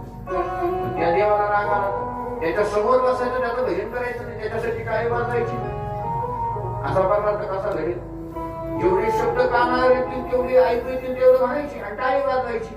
आता एवढं सांगून टाळी वाजवायची असली तर कमीत कमी एक ऐका, आता नाही वाजायची नका वाजू, कमीत कमी भूक लागूच तर टाळी वाजा, थोडी एनर्जी खर्च करा, म्हणजे 2 घंटे जास्त लागतील त्याच्यासाठी ते टाळी वाजा बाबा, त्याच्यासाठी तरी टाळी वाजवा. चला, सुत महाराजांचं स्वागत केलेलं आहे, त्यांच्या मुखातून आपल्याला आता इथून पुढचे 5 दिवस शिव महापुराण कथा आपल्याला ऐकायची. त्या सुत महाराजांचं पूजन केलं पाहिजे. शौनकांनी पूजन केलं आणि सांगायला सुरुवात केली, महाराज एवढं घोर असणारं कलियुग आहे, या कलियुगामध्ये आम्हाला आमचा उद्धार करायचा. एवढं विचित्र कलियुग आहे की या कलियुगामध्ये माणसानं जर पुण्य करायचं जरी ठरवलं तरी हे कलियुग त्याच्याकडून पाप करून घेतो. ही कलियुगाची काय ताकद आहे? माणसं वाईट वागण्यामध्ये रत आहे, असं विचित्र असणारं कलियुग आहे. आपण जरी ठरवलं ना महाराज आपल्याला पुण्य करायचं, तरी आपल्याला पुण्य करायचं का पाप करायचं हे सुद्धा आपल्या हातात नाही. कलियुग म्हणतात, मी पटवून देतो तुम्हाला. काही माणसं करताना पुण्य करताना दिसतात पण पाप घडतं, आणि काही माणसं पाप करताना दिसतात पण पुण्य घडतं. ते जुने कीर्तनकार लोक एक उदाहरण सांगत असतात, वेळ नाही आपल्याकडे पण आता आठवलं म्हणून पटकन सांगतो, संपवायचं आपल्याला. एक साधू म्हणे असा वडाच्या झाडाखाली साधना करीत बसला होता, डोळे झाकले होते आणि मस्त सुंदर साधना चालू आहे, देवाचं भजन चालू आहे. शनिवारचा दिवस आहे, भगवान हनुमंतरायाचा भक्त याची पानं कशाची म्हणते तुम्हाला, बेलाची, हनुमंतरायाला पाणी वाढली जातात.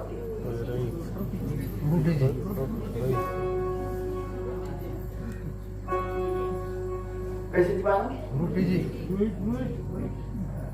तितका वेळ होणार आहे आम्हाला मारा, तेवढा वेळ होणार आहे चाल, काही टेन्शन नाही. आता मला काय भूक लागेल नाही, मी नंतर 10 वाजेपर्यंत करतो. त्याशिवाय तुम्ही उद्या लवकर यायचे, लवकर आले पाहिजे तुम्ही उद्या. एवढं तर नाही ना, एवढं सांगू पाहिजे 9 दिवस लागतील सांगायला, एक वेळ झालं पाहिजे. आज तर कमी पडलं उद्याच घालायचं, उद्याच कमी पडलं परवा घालायचं, कसं जमणार आहे? असं एक ग्रंथ मोठा आहे, भागवतात सोपं राहतो, शॉर्टकट होत ते. 9-9:15 वाजेपर्यंत होईल आपलं, काय अडचण नाही. चालू काय चालू होत आपलं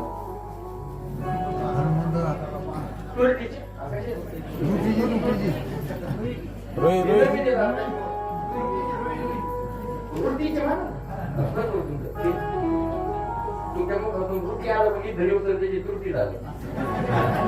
असं त्रुटीचे पाने घेऊन आणि तेल घेऊन आणि भगवान हनुमंतरायाच्या दर्शनाला शनिवारचा दिवस गेला. वडा खाली बसलेला साधू त्याला पाहिला, त्याला वाटलं हनुमंतरायाची भक्ती आपण करतो, पण मग हा साधू देवाचं नामस्मरण करतो, आपण याची थोडीफार सेवा करू.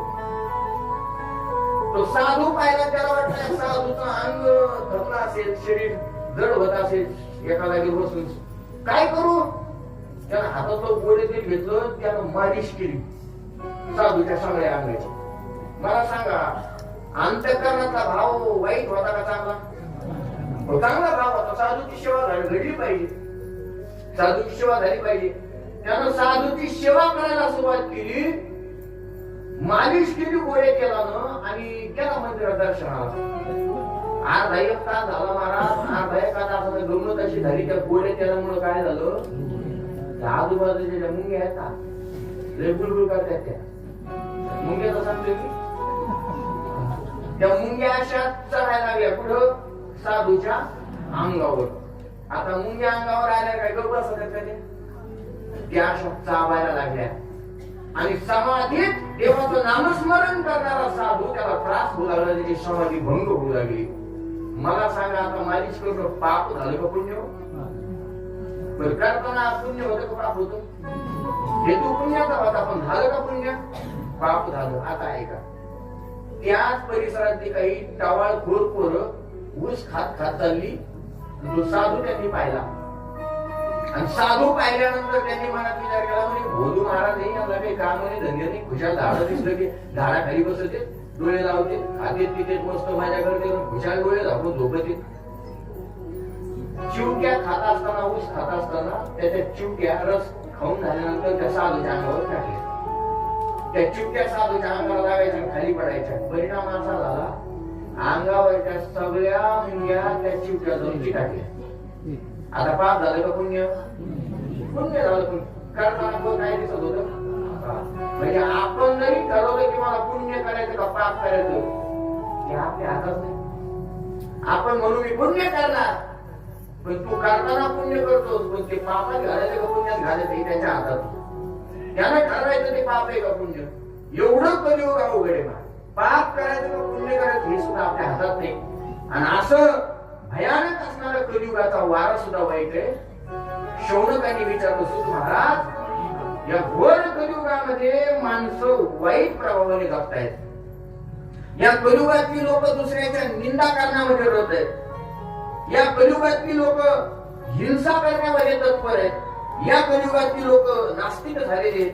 या कलियुगातली लोकांना पशुबुद्धी प्राप्त झालेली आहेत. आई वडिलांना न मानणारे आहेत. या कलियुगातली लोक, जरा स्पष्ट बोलू का, कबीर महाराजांचे तुम्हाला राग नाही येणार माता भगिनी, या कलियुगातली माणसं आई वडिलांचं कमी ऐकतात आणि सासरच्या लोकांचं जास्त ऐकतात. आपल्या नवऱ्याचा अधिकार आपल्या घरात कमी चालतो जेवढा मेवण्याचा चालतो. घरात स्त्रीचा अधिकार जास्त झालेला आहे आणि पतीला मात्र घरात किंमत राहिली नाही. अजून ह्या गोष्टी व्हायच्याच पुढं. ज्या कबीर महाराजांनी सांगितलं एवढं आणि भयानक कलियुग आले नाही. कबीर महाराज म्हणतात ना, हो आई रे बेमान दुनिया आई रे, आई रे बेमान दुनिया आई रे, हो आई रे बेमान दुनिया आई रे, आई रे बेमान दुनिया आई रे, रे आई रे बेमान दुनिया आई रे, आई रे बेमान दुनिया आई रे बेमान दुनिया आई रे, आई रे बेमान दुनिया आई रे.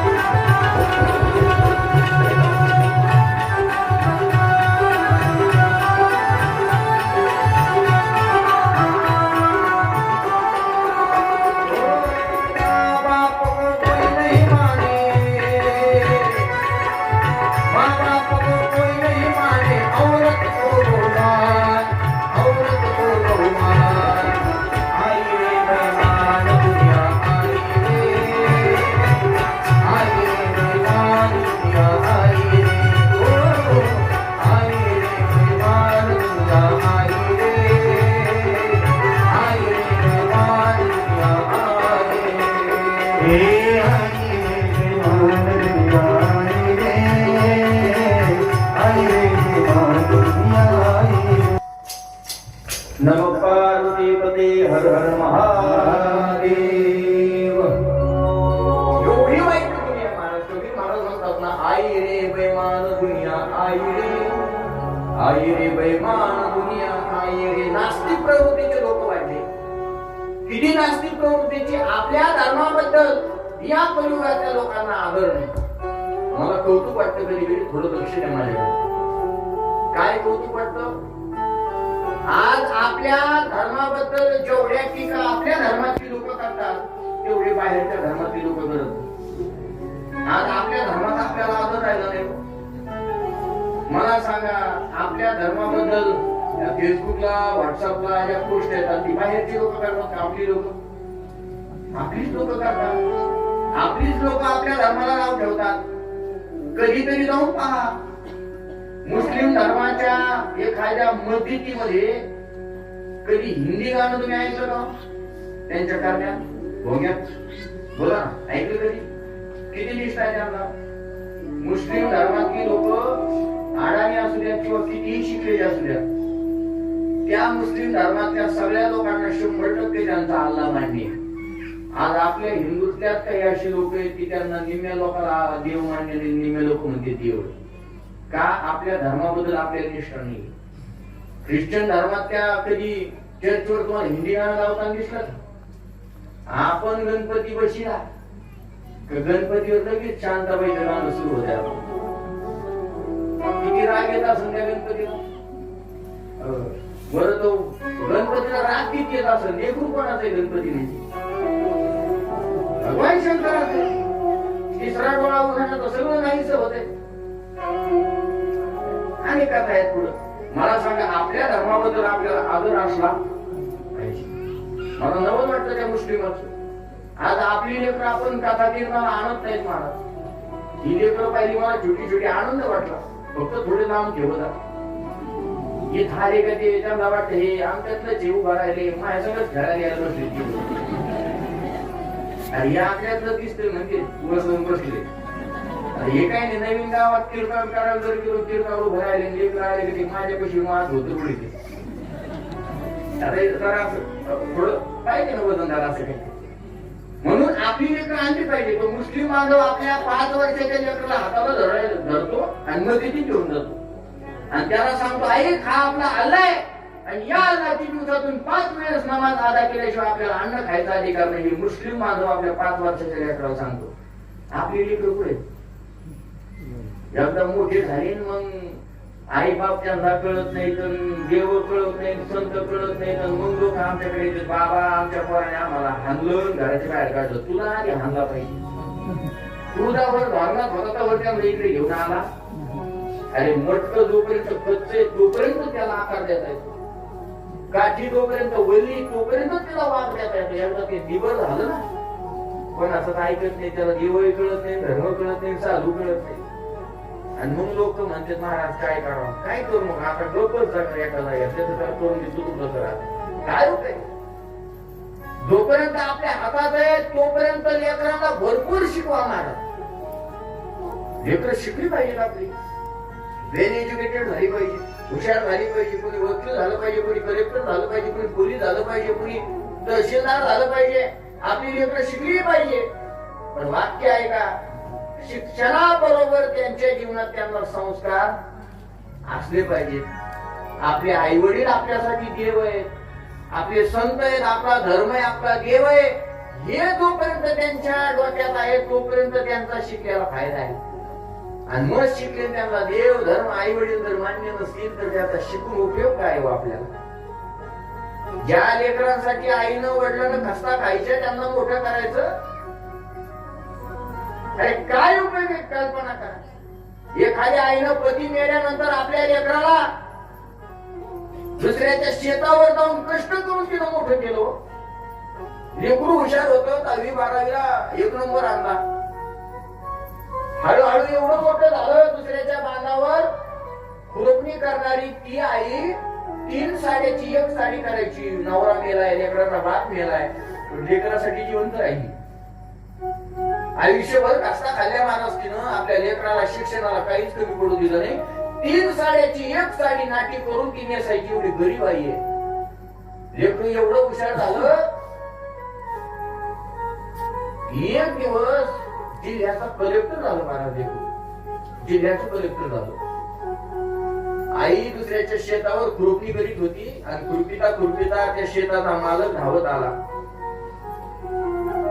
आणि आईला म्हणू लागला आई तुमच्या लेकरानं काय काम केलंय मोठं. पेपर मध्ये त्याची बातमी आली तुमचं लेकरू जिल्ह्याचं कलेक्टर झालंय. आईला आनंद झाला महाराज. त्या नाटीच्या एका पदरात कोपऱ्याच्या पदरात 200 रुपये बांधून ठेवली होती. 100-100च्या 2 नोटा. ती गाठण सोडली मालकाच्या हातात गेली. मालक या 200 रुपयाची जेवढी पेढी ती तेवढी आणा जेवढ्याला वाटता येते तेवढ्याला वाटा. माझं लेकरू कलेक्टर झालंय.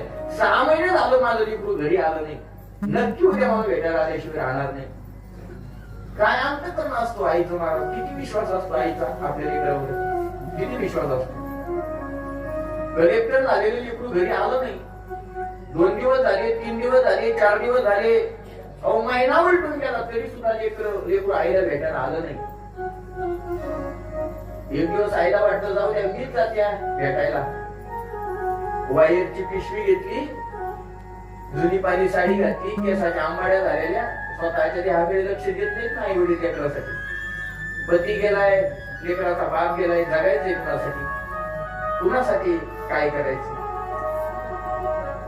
साडी त्या पिशीमध्ये घातली आणि जिल्ह्याच्या दिशेने निघाली. गाडी लागली, बसमध्ये बसली, जिल्ह्याच्या ठिकाणी उतरली. बस स्टँड वरून रिक्षा केली, सांगितलं त्या रिक्षा बसली. म्हणते दादा कलेक्टर साहेबाचा बंगला माहितीये तुला? हो म्हणे आई माहिती आहे. मला घेऊन जा. चल घेतो. गेली बंगल्यावरती, रिक्षाच्या खाली उतरली आणि आतमध्ये प्रवेश करणार एवढा तो दारात उभाच होता सिक्युरिटी गार्ड. ए म्हातारे पुढे निघाली कोमाल. तिने सांगितलं मी कलेक्टर साहेबाची आई. त्यानं म्हातारीला पाहिलं महाराज, पायाच्या नाकापासून डोक्याच्या केसापर्यंत. तो म्हटला अरे कलेक्टर साहेब कुठं, तू त्याची आई शोभते का? भीक मागायची असते, भीक मागायची म्हणून काही कुणाचं नाव घेते का? हो माग. ती म्हणते ठीक आहे मला नको जाऊ तू कलेक्टर साहेबाला बोलू. तो मला ओळखते, माझं लेकरू आहे. ठीक आहे म्हणे कलेक्टर साहेब घरी नाही, त्यांची बायको आहे घरी. आणि बायको आहे असं कळाल्याबरोबर तो मग आणखी डोळ्यातून पाणी आलं. माझ्या लेकरांना मला न सांगता झालं. ठीक आहे म्हणे केलं असेल काही अडचण नाही, मला यायला जायला त्रास होऊ नये म्हणून लग्न केलं असेल. हा आतमध्ये गेला. आतमधून मॅडम बाहेर आल्या. विचारलं काय? त्या सिक्युरिटी गार्डनं सांगितलं कुणीतरी म्हातारी आलेली आहे, स्वतःला कलेक्टरची आई म्हणते साहेबांची. तिला लावूनच सांगितलं कलेक्टर साहेबांनी मला लग्न करते वेळेस सांगितलेले की मला आई नाही आणि मला वडील नाही, मी अनाथ आहे. तेव्हा माझ्यासोबत लग्न केलं. काल दस्त झालं महाराज त्या म्हातारीच्या. आभाळ फाटल्यासारखं झालं. खपायाखालची जमीन सरकली तिच्या. ज्याच्यासाठी आयुष्यभर कष्ट केले, पती केल्यानंतर त्याच्यासाठी जगले, त्या लेकरानं म्हणावं तुम्ही अनाथ आहे. तिच्या अश्रूचा बांध फुटला महाराज. डोळे पुसत पुसत पुन्हा आलेल्या रिक्षात बसली. मनात विचार केला एकदा त्याला भेटून जाते, एकदा तरी मला ओळखेल. त्या रिक्षावाल्यानं सांगितलं मला कलेक्टरच्या ऑफिसला घेऊन जा. रिक्षावाला कलेक्टरच्या ऑफिसला घेऊन गेला. ऑफिस मध्ये उतरले. हळूहळू एक एक पायरी चढत चढत कलेक्टरच्या ऑफिस मध्ये म्हातारी घुसली. आतमध्ये कलेक्टर साहेबांची मीटिंग चालली होती. मोठ्या खुर्चीवर कलेक्टर साहेब बसले होते. आमदार खासदार बसले होते. काही महत्वाचा प्रश्न सोडवायचा होता. तशी आली म्हातारी, तशीच आत घुसली आणि कलेक्टर साहेबांपाशी गेली. डोक्यावर हात ठेवला, कडा बोट मोडली. लेकरा कसं एवढा प्रश्न विचारला. त्या म्हातारीला पाहिल्याबरोबर कलेक्टर साहेब उठून उभा राहिला आणि मनात विचार केला या लोकांच्या, एवढ्या मोठ्या लोकांच्या समोर जर मी आई म्हटलो तर माझा अपमान होईल. कलेक्टर म्हटला ए म्हातारे कोण आहेस तू? मी ओळखत नाही तुला. बाहेरच्या सिक्युरिटी गार्डला आतमध्ये बोलवल्या. म्हातारीला बाहेर काढा. कदर नसणारी लोक महाराज ती त्यांनी म्हातारीला धरलं, ओढत ओढत बाहेर काढलं. अशी म्हातारी ढकलून गेली. म्हातारी बाहेर पडली आणि पायरीवरून अशी वरंगळत वरंगळत वरंगळत खाली आली. शेवटच्या पायरीवर म्हातारी आली. शेवटच्या पायरीचा एक कोपरा म्हातारीच्या डोक्याला लागला, म्हातारीच्या डोक्यात घुसला. आणि लेकराचं नाव घेत घेत म्हातारीने आता प्राण सोडला. कलेक्टर साहेबांची मीटिंग संपली. कलेक्टर साहेब मीटिंग मधून बाहेर आले. एक एक पायरी उतरून आले आणि शेवटच्या पायरीवर पाय ठेवला. स्वतःच्या आई शरीर पडलेलं कलेक्टरला दिसलं. कलेक्टर खाली बसला. आईचं मस्तक आपल्या मांडीवरती घेतलं. आता त्याला पस्तावा येऊ लागला की आई मला माफ कर, मी तुला ओळखलं नाही. पण त्या प्राण गेलेल्या देहातून सुद्धा आवाज येत होता आपल्या लेकरासाठी. मेल्यावरती रणतो कशाला, उगीत तान नको देऊ कशाला, उगीत तान नको देऊ कशाला. नको देखावा दाऊ जगाला, मोडला नाही कधी रुपया जीवाला, मोडला नाही कधी रुपया जीवाला. मी तुला पाहून प्राण सोडिले रे बाळा तुने नाही पाणी पाजिले मी तुझ्यासाठी जीवन काढले रे बाळा तुने नाही पाणी पाजिले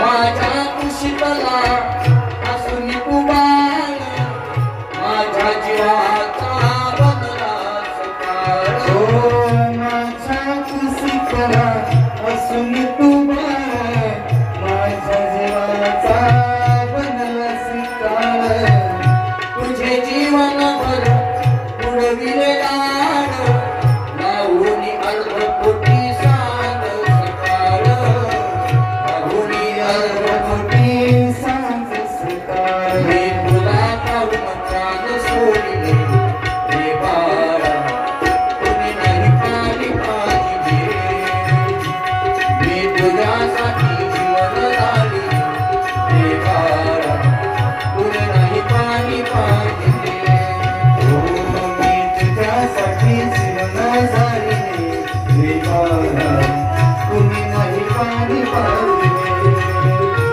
मी तुझ्यासाठी जीवन झाले रे बाळा तुम्ही नाही पाणी पाजले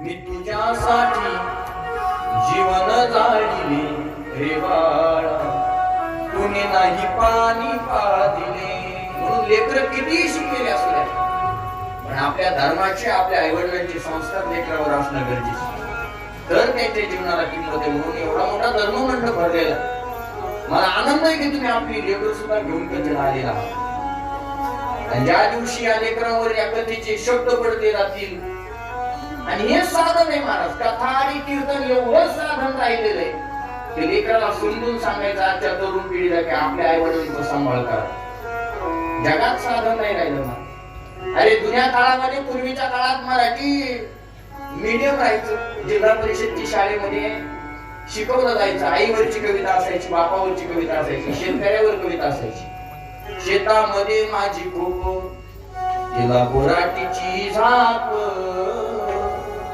तिथं राबत कष्ट तो माझा शेतकरी बाप या कविता लहान लेकर ऐकायचे ना आपल्या बापाची आठवण यायची त्यांना की माझा बाप किती माझ्यासाठी कष्ट करतो ते संस्कार त्याच्या हृदयावर बिंबवले जाते हे जुन्या काळात घडायचं आता ते सुद्धा नाही झालं. आज आईची कविता तुम्हाला शालेय शिक्षणात पाहायला मिळणार नाही बापाची मिळणार नाही आज जवळजवळ सगळी लेकरं आपली इंग्लिश मिडियमला चालली जाऊ द्या काही अडचण नाही पण आपल्या आई वडिलांचा त्यांना कदर असली पाहिजे याची जाणीव ठेवावं आपण नाही तर एक दिवस पस्ताव्याशिवाय आपल्या हातात काही येणार नाही आपण लेकरांचं शिक्षण करून केलंच पाहिजे की आपलं कर्तव्य पण संस्काराला ज्या दिवशी आपण कमी पडू त्या दिवशी पस्तावा सुद्धा हातात येणार नाही आता कविता सुद्धा तशा राहिल्या नाही आताच्या कविता लय भारी आहेत जनी जनी यस पप्पा इटिंग शुगर नो पप्पा कोकणी काय हा हा हा कशाचं महत्व याच्यात बापाचं काय साखरेचं महत्व तर याच्या पुढे गेलं तर आणखी एक कविता आहे पप्पा सांगा कुणाचे पप्पा माझ्या मम्मीची मम्मी सांगा कुणाची आणि मम्मी माझ्या त्यांना माहित नाही का काही तू आला सांगायला गरज आहे महाराज काळाची कथा कीर्तन आज आपल्या लेकराला सांगितलं पाहिजे का की महाराज व्हावेत साधू व्हावेत म्हणून नाही आपले आई वडील आपल्यासाठी देव आहेत आपण त्यांची सेवा केली पाहिजे एवढं जरी आपल्या लेकराला कळलं तरी आपण केलेल्या कष्टाचं सार्थक होतं दुसरं काहीच अपेक्षा करू नका त्यांच्यासाठी एवढंच साधन आहे कथा कीर्तन म्हणून लेकरी येऊ द्या, थोडा विक्षेप करतील, त्यांना थोडं बाजूला जाऊ द्या, पण 2 शब्द त्यांच्या कानावर पडू द्या. लेकर आणा म्हणजे लगेच माझ्यापाशी आणून नका बसू, ती मला काहीच करू द्यायची नाही. खेळू द्या त्यांना असं तुटकदा. धर्ममंडपामध्ये राहू द्या, थोडं अंगणामध्ये खेळू द्या, बसू द्या तुमच्या शेजारी. आनंद आहे महाराज. म्हणून मला मुद्दा सांगायचा की कलियुगाचा परिणाम एवढा वाईट आहे. शौनकांनी सनकादिकांना नमस्कार केला, सांगितलं महाराज या वाईट कलियुगामध्ये आमचा उद्धार झाला पाहिजे, म्हणून शिव महापुराण कथा आम्हाला श्रवण करायची. धर्म अर्थ काम आणि मोक्ष या शिव महापुराण कथेच्या श्रवणाने आपल्याला प्राप्त होतो. आम्हाला सांगा महाराज, शिव महापुराण आम्हाला कशी श्रवण केलं पाहिजे, काय फायदा आहे आमच्या जीवनामध्ये शिव महापुराण कथा श्रवण केल्याचा? व्यासांनी सांगितलं, जास्त सांगत नाही सुत महाराज म्हणजे शिव महापुराण कथा श्रवण करत असताना एक गोष्ट माणसाला ध्यानात ठेवायची, ईर्ष्या अंतःकरणातली काढून टाकायची, मग शिव महापुराण कथा श्रवण करायची. ईर्ष्या म्हणजे दुसऱ्याबद्दल द्वेष, तो क्रोधपती आपल्या अंतःकरणात भरलेला फार भरलेला. एखाद्याने जर चांगली साडी घातली तरी आपल्याला वाटतं होई माझ्यापेक्षा जरा चांगली. ईर्ष्या आपल्या अंतःकरणात. चांगलं घर बांधलं, माझ्यापेक्षा जरा चांगलं वागलं, वाईट वागलं, ही अंतःकरणातली जी इच्छा आहे, ही जी अंतःकरणातली द्वेषाची भावना, ही ज्या दिवशी काढू, शिव महापुराण ऐकू, त्या दिवशी त्याचं फळ त्याचं भेटत नाही. आणि मग शौनकाने विचारलं, महाराज हे शिव महापुराण कसं श्रवण करावं ते सांगा. या शिव महापुराणाचा अनुभव आम्ही कसा घेतला पाहिजे आमच्या जीवनामध्ये आम्हाला ते सांगा. आणि मग सूत महाराज म्हटले, मी तुम्हाला सगळं सांगतो, पण आज उशीर झालेला आहे. मी सगळं सांगतो तुम्हाला, पण आज नाही, उद्या. आता उद्या आपल्याला काय काय पाहायचं आहे का? उद्या आपल्याला भगवान शिव परमात्म्याची कथा कशी श्रवण करायची, ही नंदी महाराजांनी संतानिकांना कसं सांगितलं ते आपल्याला ऐकायचं. म्हणजे व्यासांचा आणि संतानिकांचा आणि नंदी महाराजांचा उद्या आपल्याला संवाद श्रवण करायचा. त्या संवादामधून भगवान भोलेनाथाची पूजा कशी करायची, मोहगम करायची नाही, त्याचा नियम उद्या सांगितलेले. देवाला काय आवडतं, काय आवडत नाही, भगवान शंकराची पूजा कशी करायची, अनुष्ठान कसं करायचं, उद्या हे आपल्याला श्रवण करायचं. देवाला काय काय व्हायला पाहिजे, कोणत्या वेळेत भगवान शंकराची पूजा करायची, हा सगळा पूजा विधी आपल्याला उद्या श्रवण करायचा आहे. त्यानंतर आपल्याला शिवपिंडीचं आगमन कसं शिव प्रगट झाली, त्या शिवपिंडीचं प्राकट्य उद्या आपल्याला श्रवण करायचे. अशा अनेक लीला, दिव्य लीला श्रवण करत करत पुन्हा एकदा भगवान शंकराच्या पिंडीची पूजा कशी करायची, मूर्तीच्या पूजा करायची का नाही करायची, याचा विस्तार आपल्याला उद्या श्रवण करायचा आहे. अशा अनेक दिव्य लीला श्रवण करत करत आपल्याला उद्या 3रा दिवस आपल्याला पूर्ण करायचा. म्हणून हात जोडून विनंती, आज जवळजवळ 15-20 मिनिटं वाढले आहेत. कथा संपल्यानंतर आपल्याला जे प्रसाद स्वरूपाने अन्नदान करणारे श्री नवनाथ विश्वनाथ जवणी संपूर्ण परिवारानं आज महाप्रसाद घेतलेला आहे. उद्याच्या दिवसाची आचार्याची सेवा उत्तरेश्वर विचितकर, सुनील विचितकर आणि मंगेश विचितकर यांची रोजची आचार्याची हे आपल्याला प्रसाद बनवून देणारे 3 जण. एकदा टाळ्या वाजवा त्यांच्यासाठी. ज्यांचा महाप्रसाद आज आहे ती नवनाथ भाऊ विश्वनाथ भाऊ जवणी, त्यांच्यासाठी एकदा टाळ्या वाजवा. कुठली चांगली म्हणजे असं घडतं ना, याच्यासाठी धार्मिक प्रवृत्ती असावी लागते. एवढा मोठा महाप्रसाद आहे. आरतीचे मानकरी त्यांचे नाव मी पुकारतोय, त्यांनी नाव पुकारलं की लगेच समोर यायचं माझ्या. श्री नवनाथ विश्वनाथ जवणी, श्री सुनील काळे सरपंच दुडनिया, शिवनी भयू शिवनी, तसे